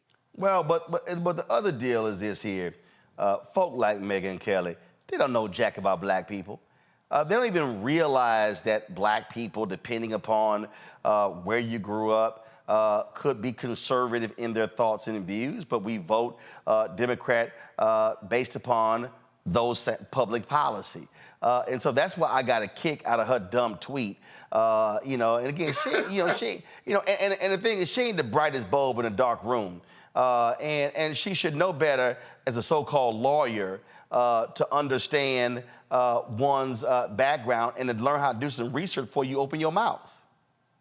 Well, I think a big thing is also understanding exactly what is at stake in this case, because in this election, because it's not about the Fonnie Willis case. It's about looking at a judicial system that has been broken. Where I've been in courthouses and in the Fulton County Courthouse for the last 15 plus years, seeing the inefficiencies that exist, and the fact that Donald Trump, because he's a former president and a billionaire and has the complexion for protection, can get his case into court, into hearings within 3 or 4 months, and you have people who are languishing there, whose cases have been stuck for 3, 4, 5 years waiting disposition, where you have an overburdened system where you're not getting actual justice, you're getting just a mill to pump out plea bargains, whether someone is guilty or not, where we're concentrating on jailing young offenders as opposed to putting in place restorative justice programs that will make sure that we get them out of the criminal justice system and into the actual workforce so they can be productive members of our society. So more so, I know they want to focus on this, the Willis case, but in reality, what we have to look on is fixing a system that is broken from the inside out. And a lot of us who have been activists on the outside, I'm encouraging you to become part of the inside. Do the hard work, get in the arena, run those races, win those races, make the change from the inside out. So you were looking at this office before this trial even started? Correct. I was looking at this office from the time before McAfee was even appointed over a year ago. It just so happens that now he's up for a full election, and that's the seat that is open. It wasn't spurned on by this particular case as many people want to make it about. They would know these things if they actually called and asked me before starting to write articles and sending out tweets and press releases that this is a far bigger issue than any one particular case. But this case shines a spotlight on what happens when you have inexperienced judges. Remember, Judge McAfee is, I think, only 34, 35 years old. He doesn't have any experience as a defense attorney, so he only seen things from the prosecution side of the table. And we're seeing this go throughout this Fonnie Willis hearing, where it seemed to be utter chaos in that courtroom. And you're shining this light on Atlanta and the Fulton County judicial system almost as being an episode of Real Housewives of Atlanta or some other reality show, as opposed to being a serious courtroom where real laws and real rulings take place, where we're truthfully respecting the Constitution and fighting to ensure that the rule of law governs. And to your point, go to my iPad. I mean, this is the resume of Judge McAfee. Graduate of Emory Law School, Inspector General for the Georgia Office of the State Inspector General, Assistant U.S. Attorney, Assistant DA, and you're right, not a defense attorney, anything along those lines. I'm sure your fellow panelists have some questions before you go. So let's see here. Oh, I guess we'll let the other lawyers ask a question first. So, Robert, look, if I may, I hear you, but I've been on both sides of the law. I've practiced in a lot of jurisdictions. The criminal justice system in every jurisdiction is overloaded with cases and overloaded with young black men and young black women. And so when you talk about it being a nation of laws, right, and what's wrong with the system, I hope you will spend a great deal of time talking about how to fix it, because that's a huge, huge undertaking to just talk about fixing it when so many jurisdictions, we know, urban jurisdictions, are just overcapacitated. You plug one hole, it sprouts out somewhere else. Can you talk about some ideas you have about fixing the system?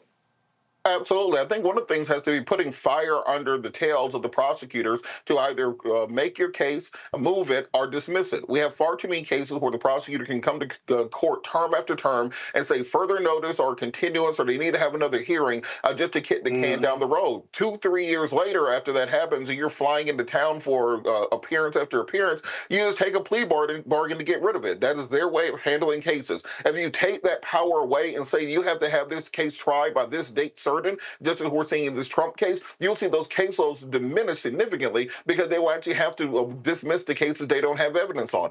Secondarily, we have to work further on diversion tracks, particularly for young offenders. I've seen far too many times in courtrooms such as Sean Ellen LaGrua, Gabrielle Banks here in Atlanta, here in Fulton County, where if you put in place these diversion programs, you don't get 100%, but you probably get a good 50 to 60% of those young men who, instead of entering a life of crime, instead of getting a PhD from Fulton County Jail or from going downstate, they're actually able to actually put themselves into a trade school, into a program that teaches them how to actually get their lives together, budget, work, understand there are other ways to make money than the alternative economy, as Angela Davis called it, and then moving those people out of the system. Once you start moving those numbers out, you can get to the place where prosecutors have the ability to actually try the cases they need to try, which are the violent criminal offenders, which are ruining the quality of life for all of us, and the same people we all believe need to be locked. So, but that's part of having a understanding of the criminal justice system, not just from the prosecutor side of the bench, where we have a conveyor belt between prosecutors and judges,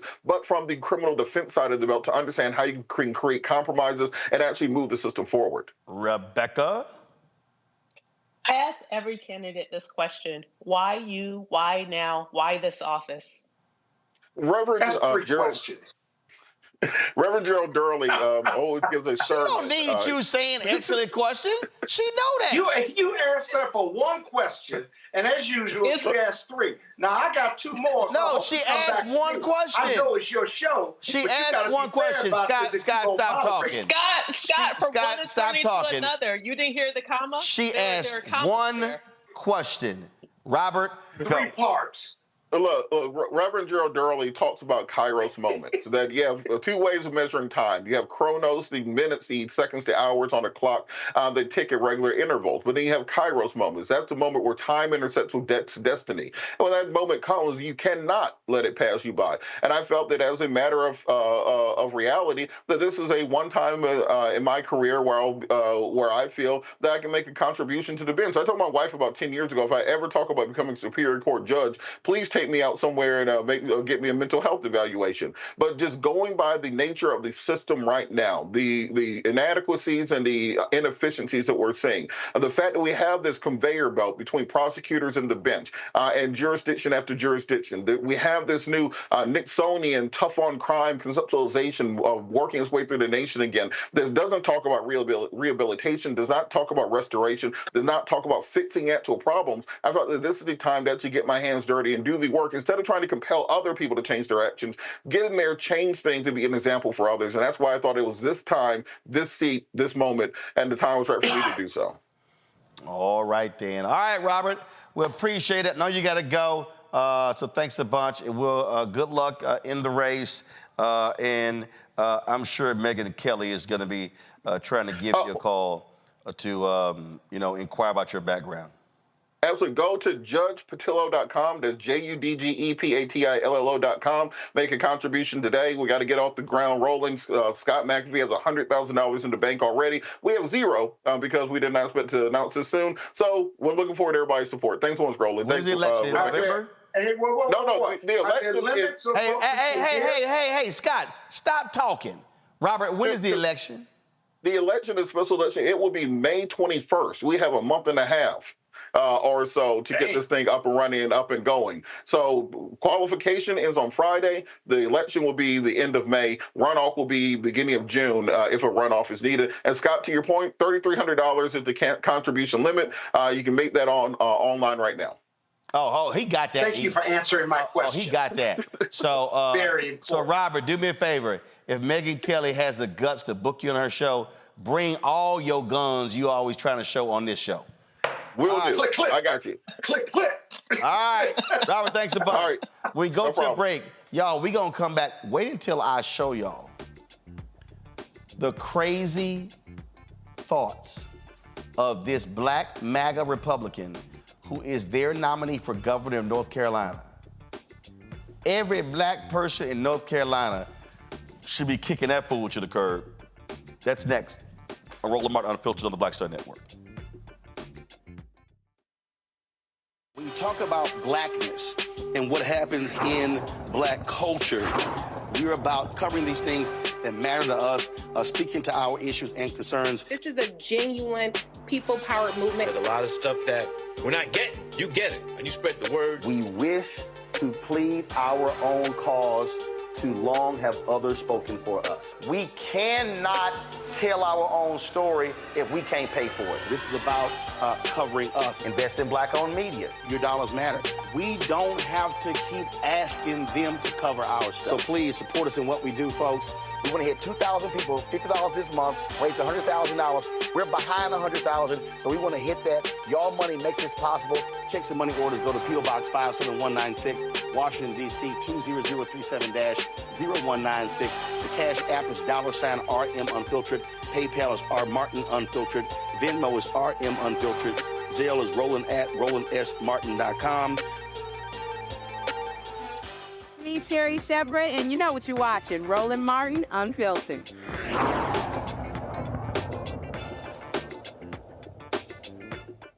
All right, last night was Super Tuesday, and there were elections all over the place. And look, it was going to be Biden, Trump, presidential level. But really, the whole key is what happened down ballot. Well, one of the places, North Carolina, where the Republicans nominated for their choice for governor is the current Lieutenant Governor, Mark Robinson. Mark Robinson is a Holocaust denier. He believes that the civil rights movement was a joke. The Democratic Governors Association is already out with a hard-hitting ad against him. Watch. Abortion is a scourge that needs to be run out of this land. It's not your body anymore. It's y'all's body. And yes, that includes the daddy.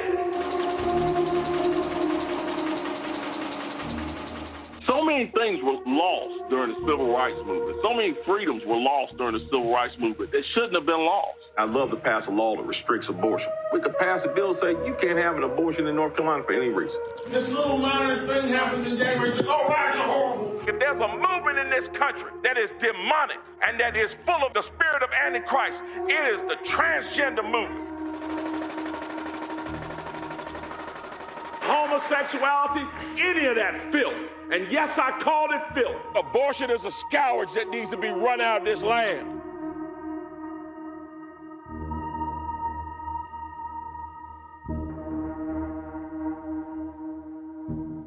And keep in mind that Mark Robinson's wife, Yolanda, she actually had an abortion.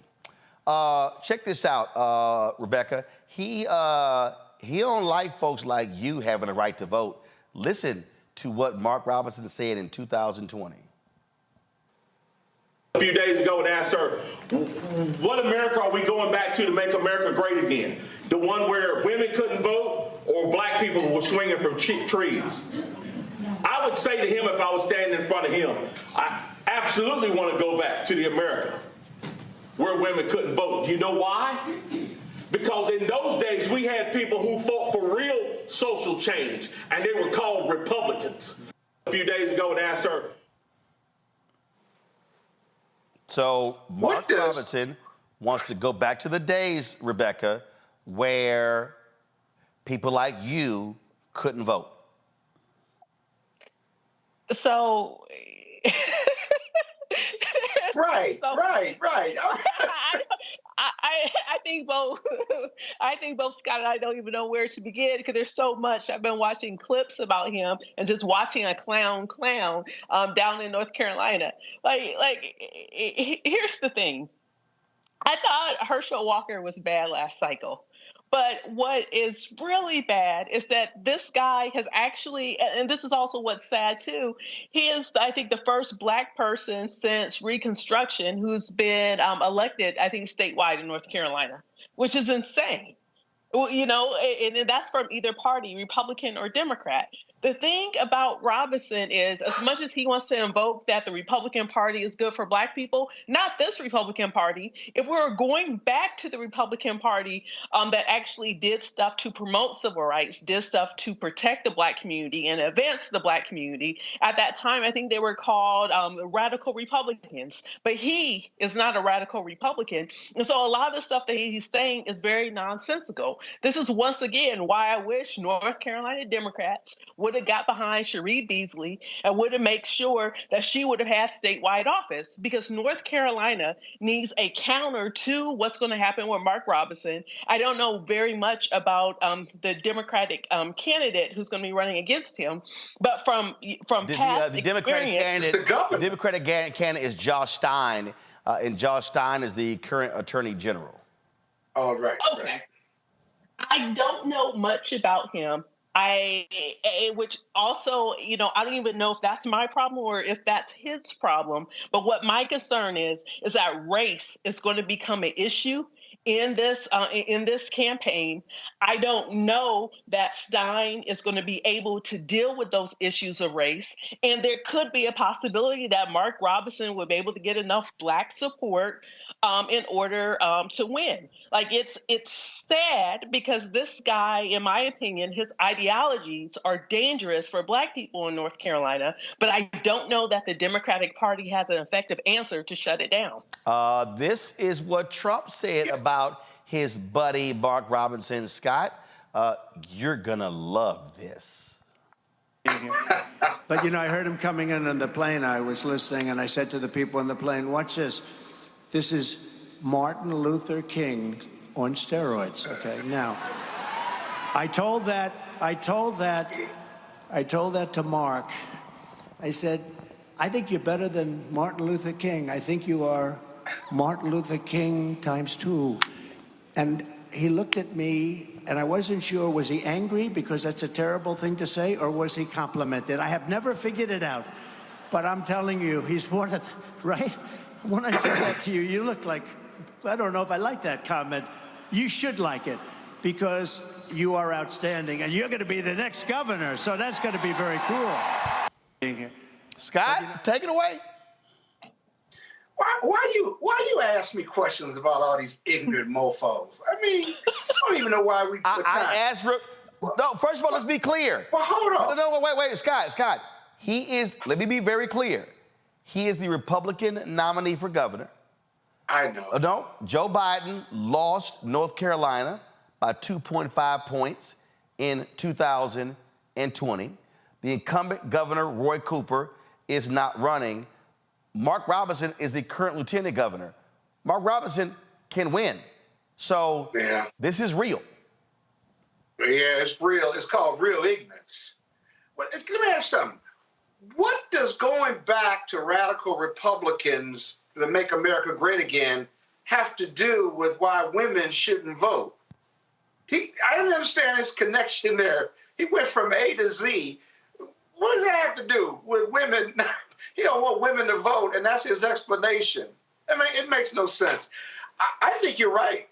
He's dangerous. And one other thing, because he's black, and a lot of black people in North Carolina and a lot of other jurisdictions will vote for somebody because they're black, because they haven't seen anybody, a black governor in North Carolina. That's a powerful selling message. Martin Luther King, my goodness gracious. Martin Luther King turned over in his grave, listen to all this nonsense and stuff. So, I mean, he's dangerous. I think you're right about that. And we have to, Rebecca's right. Is the Democratic nominee prepared to deal with this foolishness, this idiocy? Because this is just he's just an idiot, basically. But it sells with this party, the Trump party, it sells. Their view of the world is not based on policy or fiscal conservatism or being hawkish on international stuff. It's all about being angry and being mad and hating America the way it is and wanting to go back to the 50s and 60s. But what Mark, this cat doesn't realize is if you go back to when you think America was great again, he wouldn't have a platform. He wouldn't be running for anything. He'd be silenced.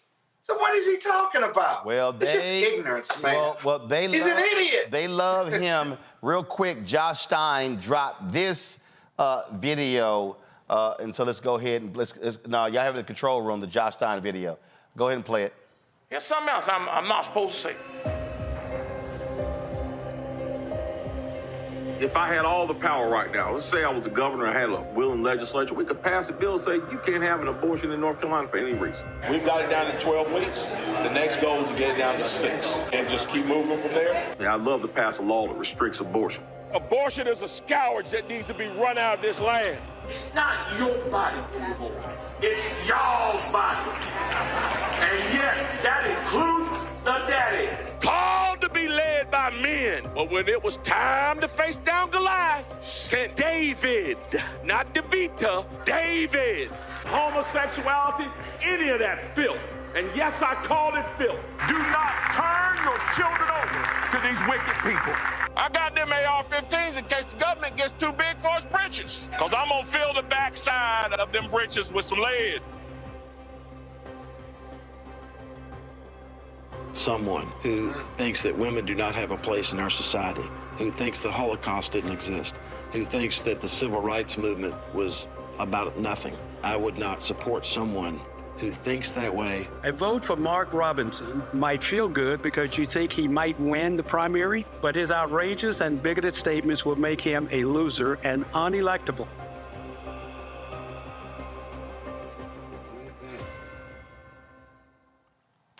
Go to my iPad. In 2014, this article says, Mr. Robinson echoed Hitler's rhetoric on Facebook in a statement about racial pride. Last July, he argued that he didn't support the Nazi leader just because he quoted him. Because you quoted Hitler, you support Hitler, he said during a speech. I guess every history book in America supports Hitler now. They all quote him. Okay. All right, folks. We're going to keep y'all keep abreast of this in North Carolina. Listen, y'all got to show up and show out to keep this crazy quack out. And guess what? You flip North Carolina, that makes the pathway for also Biden-Harris to win the presidency.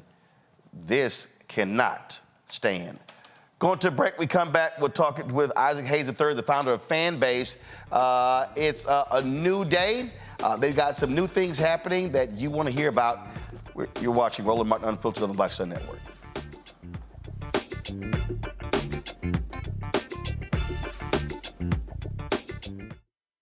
For the last 15 or maybe 16 years, 18 years, I'll say, since when I moved to LA, I hadn't had a break. I hadn't had a vacation, probably a week vacation here and there. Right. This year, after I got finished doing Queen Sugar and we wrapped it out, because I knew I had 2 TV shows coming on at the same time, I said, I'm going to take a little break.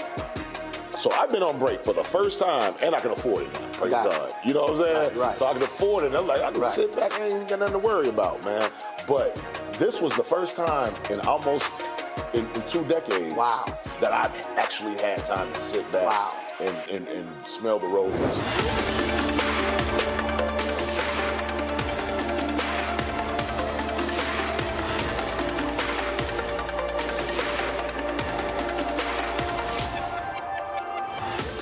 Farquhar, executive producer of Proud Family. Bruce Smith, creator and executive producer of the Proud Family, Louder and Prouder. And you're watching Roland Martin Unfiltered.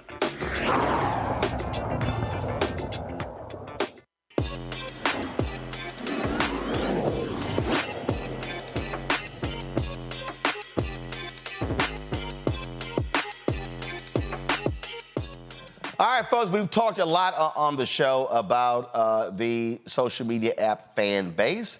I got it up right here, so if you go to my iPad, you'll see here my account on Fanbase, which is Roland S. Martin, and so you can check it out. And so, like for instance, right here, you can post photos and different things along those lines. You could do a story, you could go live. You got flicks, and you've got audio chat rooms, and then you got what is Plus here. So, what's the latest happening with Fanbase? Isaac Hayes III, he is the founder of the app. He joins us right now. All right, Isaac, what you been cooking up? Got you on mute. A $17 million. All right, let's start over. You on mute. Start over. I'm on mute. You can't hear me? No. We're here now. We hear you now. Okay. We just launched a $17 million equity crowdfund, reggae crowdfund on Start Engine for Fanbase. This is unprecedented. We are raising $17 million, and we're allowing the general public to invest. Fanbase has already raised $10 million in the first 3 or 4 years through equity crowdfunding in what we call a Reg CF. But now we're raising $17 million so we can scale the company faster. We have over 570,000 users now, 190 countries on iOS and Android. Our revenue doubled 100% from 2022 to 2023. And so it's time to scale the company. And we're making this offer available for anyone to invest on Start Engine. So you can go to startengine.com/fanbase to invest. The minimum to invest is $399. And the current valuation of Fanbase has now grown to $160 million. And Fanbase is the most successful Black-founded app since Black Planet in the year 2000. So we've done an enormous amount, and I've done this pretty much independently without venture capital. I've always wanted the people to own part of the platform. So I've always wanted the users, the content creators, and our culture and our community to own part of this platform. So I'm excited to be able to do that. And we have a lot kind of coming this year. We just launched also branded audio on web. So you can listen to any audio room on Fanbase without even having to download the app. If you find a clickable link to the app, anybody shares a link like anybody, you can listen on your phone, listen on your laptop, or you can download the app if you want to listen as well. So there's a lot of cool functionality that we're building into the platform. So if I'm on the app right now, so I obviously do a post. I can do a post a photo, things along those lines. I can do a story. I can literally go live on. What's Flicks? What's that? So Flicks is short form video, kind of like our version of what TikTok or Reels could be. You can post short videos up to about 3 minutes long. Add music, add effects, text, be creative, and do that. And then audio, again, is audio chat room. So if you're familiar with Spaces, it's on Twitter or Clubhouse, where you just, you can get in a room, have conversations. We have camps on Fanbase that talk about a great many things, great subjects, relationships, finance, religion, all these things that, that people have conversations about. So we do that as well. And then we have Fanbase Plus, which is like our version of like YouTube/Netflix. So you can upload up to 2 hours worth of content, put it behind a paywall, or for free. Fanbase is free to download and free to use. So I wanted to make sure that we had, that kind of stuff available for everybody. That's now we're looking at this audio. So you're saying right now, go to my phone, y'all. So let's say upload video. So let's just say I had an hour interview and I wanted to put it behind a paywall, and I can set whatever price I want for people to be able to watch that video. And then if it's $1.99, then if they want to watch it, that's what they pay, right? Yeah, well, it's subscription based. So think of yourself as being your own Netflix. So you can charge anywhere from $2.99 a month to $99.99 a month for content you create. But again, the app is free to download, free to use. It doesn't cost anything to download and use Fanbase. It's the optionality, the hybrid of having followers, but then content creators who put so much effort and energy into their content also need a way to be compensated. And so you can have subscribers the same way. So I wanted to build a hybrid platform that doesn't focus on advertising, which has everybody getting kicked off platforms, their content suppressed.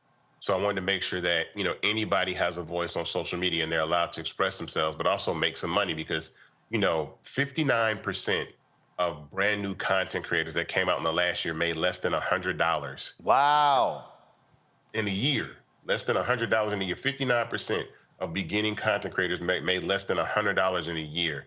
And that's ridiculous because they're putting hours and hours of their lives into the content. So on Fanbase, you can have, like I said, subscribers from $2.99 to $99.99 a month, and you can have love so people can tip you. And there are people making thousands of dollars a month on Fanbase, tens of thousands of dollars. And so that's extremely important that, you're able to monetize your content that way. In this new era, we're going to that era anyway. Everybody's going to be their own Netflix in about 5 years. I'm just letting people know that, if you want to create content and monetize it, you'll be able to do that. Before I go to Rebecca with some questions, and here's the thing that I had a conversation the other day, and this woman was talking about, content creators and what they can do, and is what you just said. I said, you do know most of these people ain't making no money. I said, they're posting stuff, they're making no money. I said, and they're getting frustrated, they're burning out. I said, and what people also don't understand, I've got, let me just check right now. If I go on Instagram right now, and you talk about this all the time. So I have on Instagram right now 705,000 followers.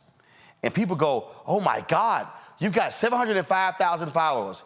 Yet if I click go live right now, maybe 280, maybe 300 will show up. That's not even 1%. And they are purposely throttling your followers. So when you post something, all 705,000 people are not seeing my post.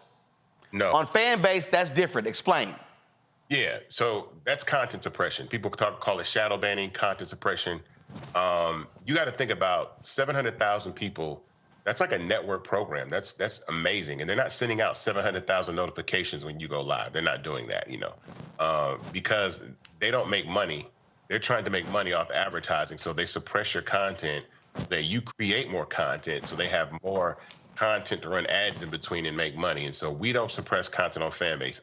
We don't run ads. So it's not an ad model. It's a rev share model. So there is no limitation on the type of content that can be suppressed on your content. Right there is an audio room on Fanbase that we had, audience, people participating on stage. It's great conversations. It's a great time. But yeah, like, content suppression happens to every single person actually on social media. So I always say that Instagram is in competition with its user base. They can't let you reach all these people for free. Like I said, when you go live, they're not sending out 750,000 notifications to everybody, not even close. What you're gonna love about Fanbase, which is coming at the end of this month, which is part of this raise and that we're pushing for also, is we're launching like 24-hour live. So not only will you be live to your following, you'll be live to the entire app whenever you go live. So whenever you go live on Fanbase, whoever's on the app at the time will be able to see your live. So not only your followers, but any person that's on Fanbase. And again, we're moving towards engagement. I want visibility. I want people to see. I want millions of people watching people content. I want to have people have tons of engagement, tons of views. I'm not locking that down because I'm trying to make advertising off people, make advertising revenue. So that's the difference. All right, I got another question, but I'm gonna hold it. Rebecca, go. So I want to talk Risa Tisa. 3 weeks ago, she put up a 50-plus part series on TikTok. I think it's been 400 million views since then. Her account was demonetized at one point. I don't know if it's been remonetized. Can you talk about if anything like that would ever happen on Fanbase? No, so number one, she didn't even qualify for monetization until about halfway through telling the series. Then when she did, she reposted a video and they took her monetization capability away.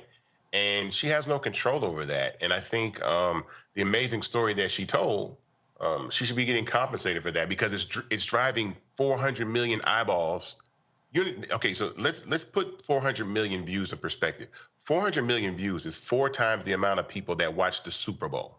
So understand that, so that's like 4 Super Bowls that she brought to TikTok, and they're making money off that advertising revenue, and none of that money is going in her pocket. So she brought 4 Super Bowls worth of visibility to TikTok, and she said she might have made maybe $1,000, maybe $2,000, which is ridiculous. And so there should be ways that users can tip her, support her, subscribe to her. If she wants to turn this into a movie or a television show, she should be able to do that and then build that audience based off what she's doing on platforms like Fanbase. That's why it's so important. I saw that, and that's ridiculous. And TikTok, especially with people of color in the algorithm, they often don't understand Black culture. They often, I actually had seen someone go live, and somebody said something that is familiar to the Black community that was said, and they were saying, "Oh, your account's about to be banned for racist, rhetoric or whatever." And it's just like, it's impossible for someone of culture to be able to feel free to say what they want to on platforms like this when they're so heavily dependent on advertising. That's how they make their money. And again, to show people who don't understand the numbers when you talk about following, go to my iPad. This is the Monday ratings of Fox News Channel, CNN, MSNBC. So if we legitimately had all of our content seen, let's say on Instagram, 705,000 followers, that's literally more people that watched Laura Coates at 11, Abby Phillips at 10 p.m., Caitlin Collins at 9 p.m., Anderson Cooper was 7:30, Aaron Burnett was 7:17, more people who watched Wolf Blitzers at 6 p.m. And so that's the difference. These companies, they are not trying for the content creator to reach that number of people. And so what Fanbase does, and this is why we've been saying to Black people, hey, let's stop making other apps rich. Let's migrate our people over to Fanbase. We can do the exact same thing, and then we're able to build something and not sitting here complaining, man, they demonetize, or I have to take this down, or I can't see this here. There's an easy fix, especially for a lot of these Black celebrities, Isaac.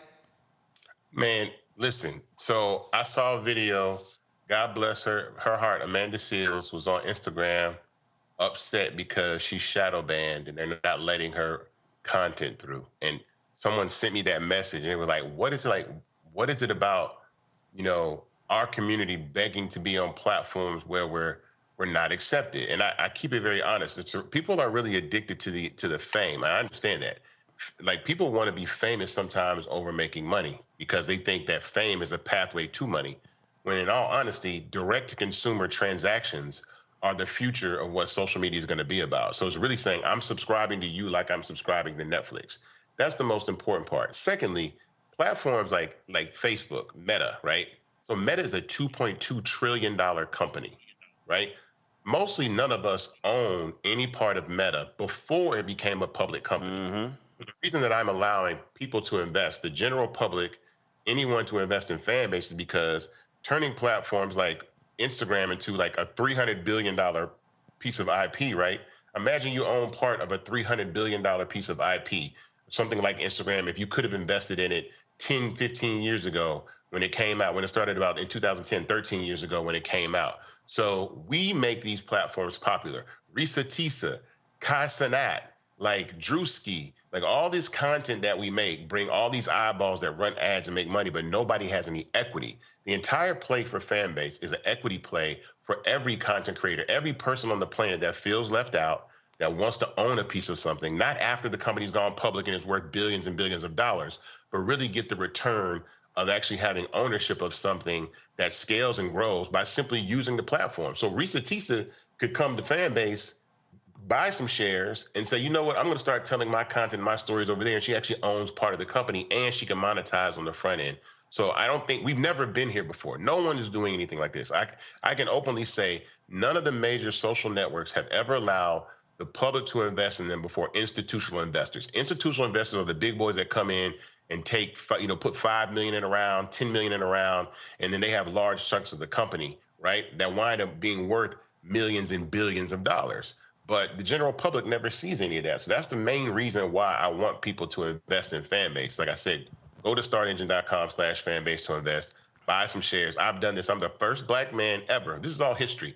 I'm the first black man ever to raise $10 million in Reg CF crowdfunding. It's never been done before. Now I've gone up and said, I'm going to raise $17 million. And we want to raise this money really fast, Roland. The importance of, I don't doubt that we can raise $17 million. We're going to raise $17 million.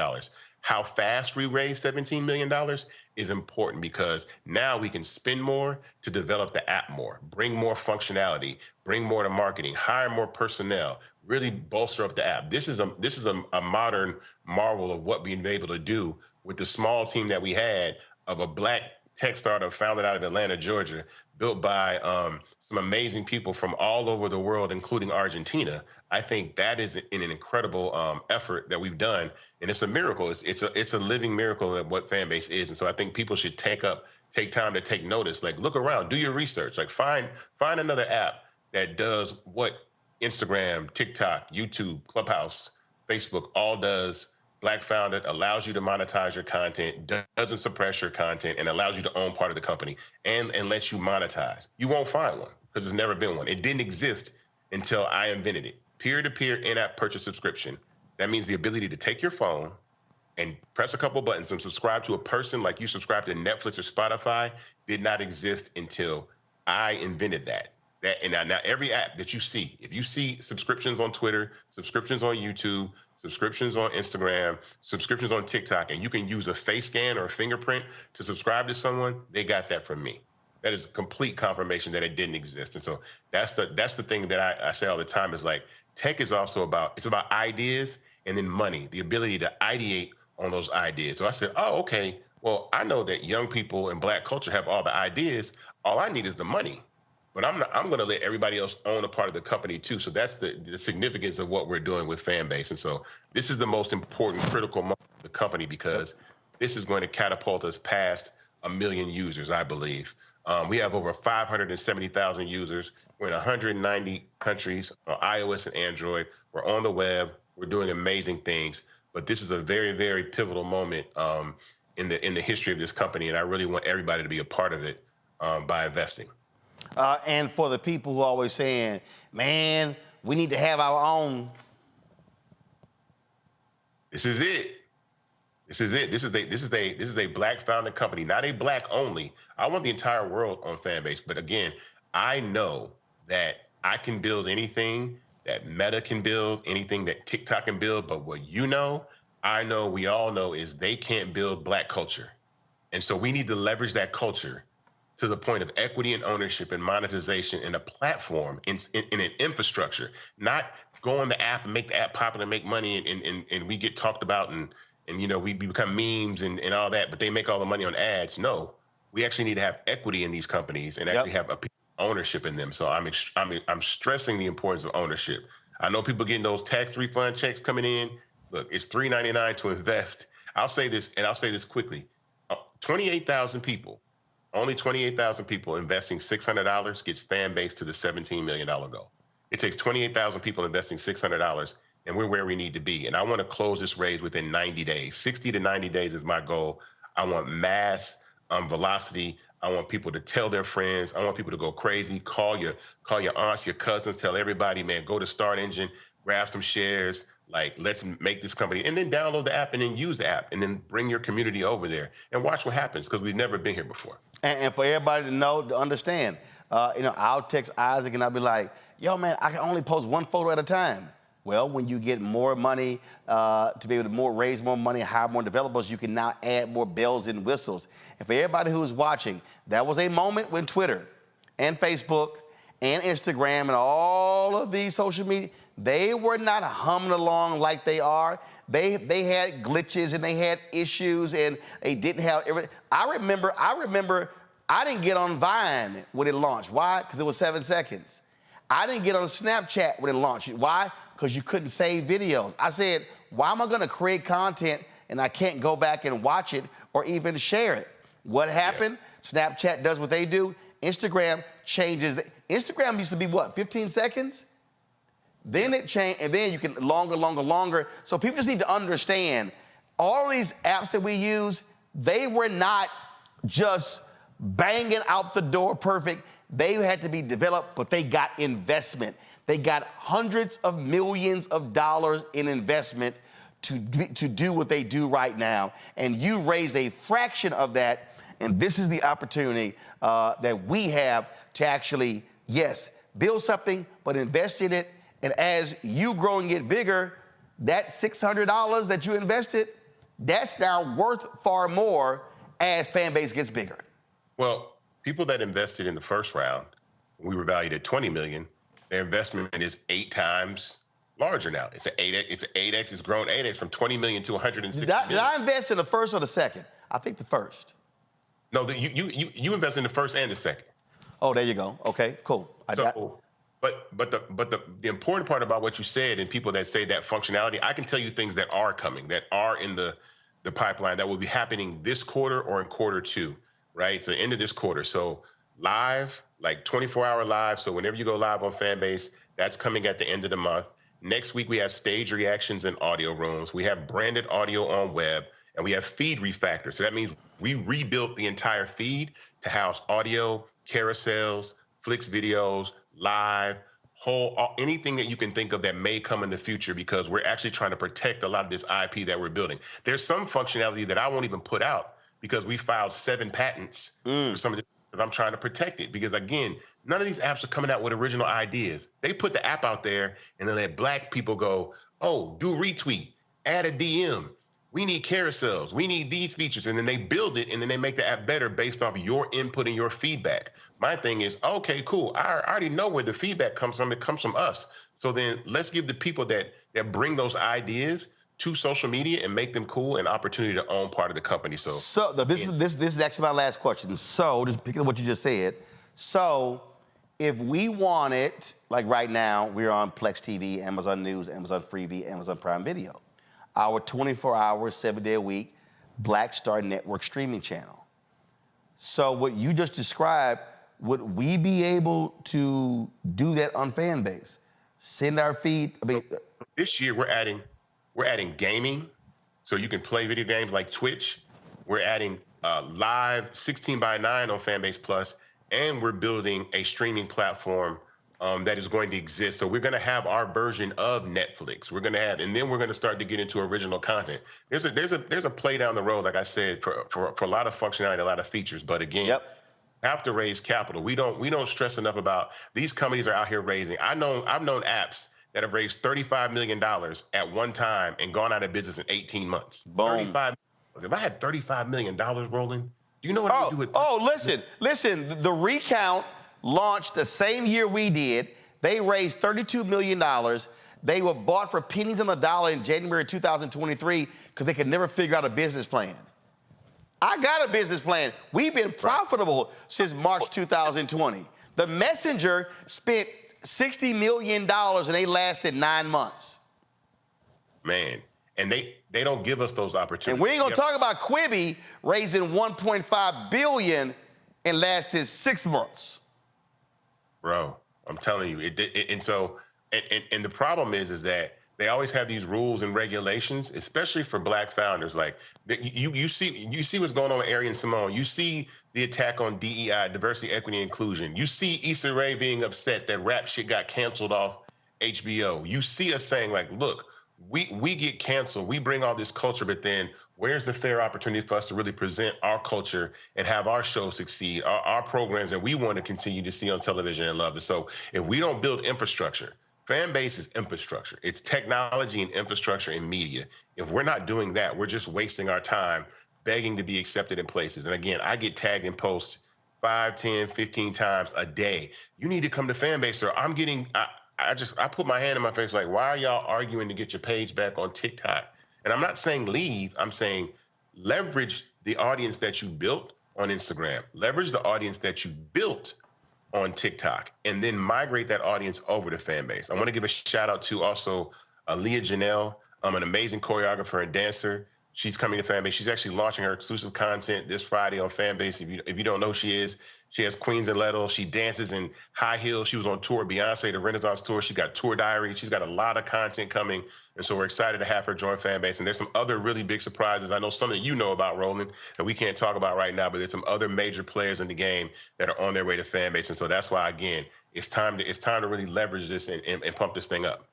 Again, startengine.com /Fanbase. Startengine.com /Fanbase. The minimum to invest is $399. But again, like $600, 28,000 people, the raise is closed. And when we reach that goal, that's it. There's no more chance to invest. When you reach that cap, there's no more chance to invest in the company. And I've done this now. This will be my 4th time, but doing a Reg A, and I'll explain the importance of this and how valuable your program is. When you go up to a Reg A, I can no longer do radio interviews, right? So I can't just hop on a radio program like I used to and be able to use that. So there's a lot of limitations. So the community effort in programs like this, I'll be on Blackout tonight on EYL with Rashad and Ian at 10 p.m. Tune in there. So these types of programs are the outlet that I have to really tell people about this raise and have people invest. And so I always appreciate you allowing me to come on here and talk about Fanbase and being an ally to what we do over here at this company. Well, I believe in the concept. I use it. A lot of times when I go live with speeches, I'll go live on the audio. I might be streaming it or recording it, but I'll go live with the audio. And so, again, for the people out there, you said it, this is building infrastructure. Let's stop saying we don't have this and we don't have that. Everything that's on Clubhouse, you got. What's on Instagram, you got. And you had put it out when Elon bought Twitter, like, hey, if you give it to 1 million users, I'll create functionality that's like Twitter. People need to understand that's infrastructure. Absolutely. We built, look, I tell you, Black culture is the vibranium. It is the most. We drive everything.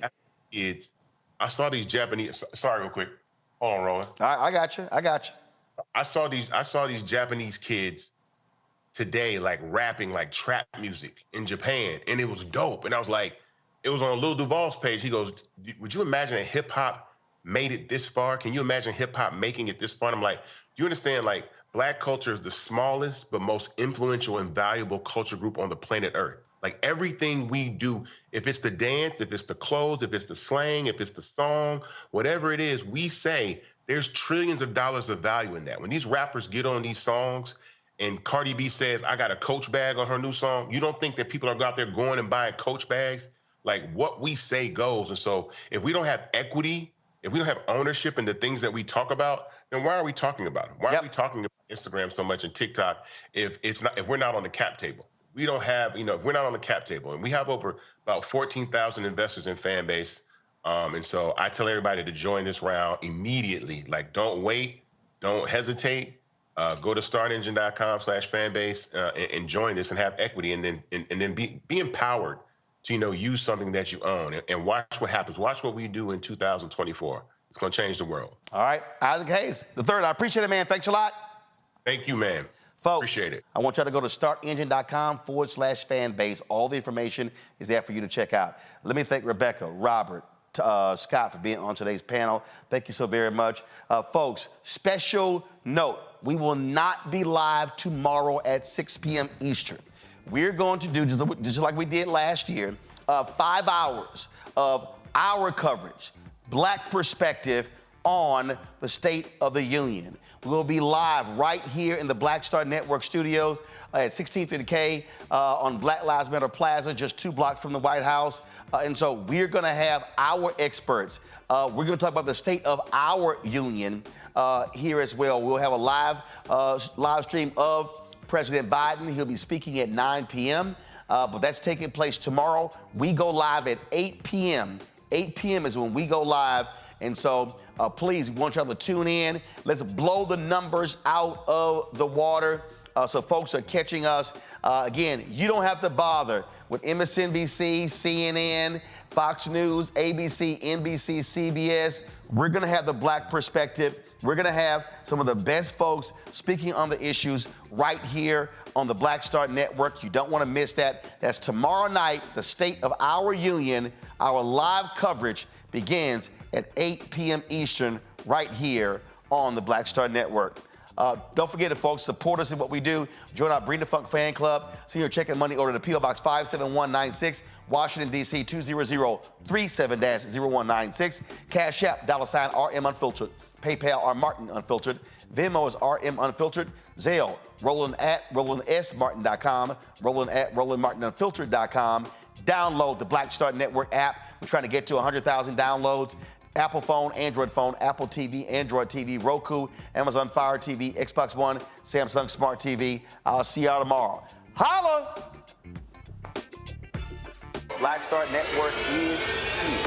Oh, no punch! I'm real revolutionary right now.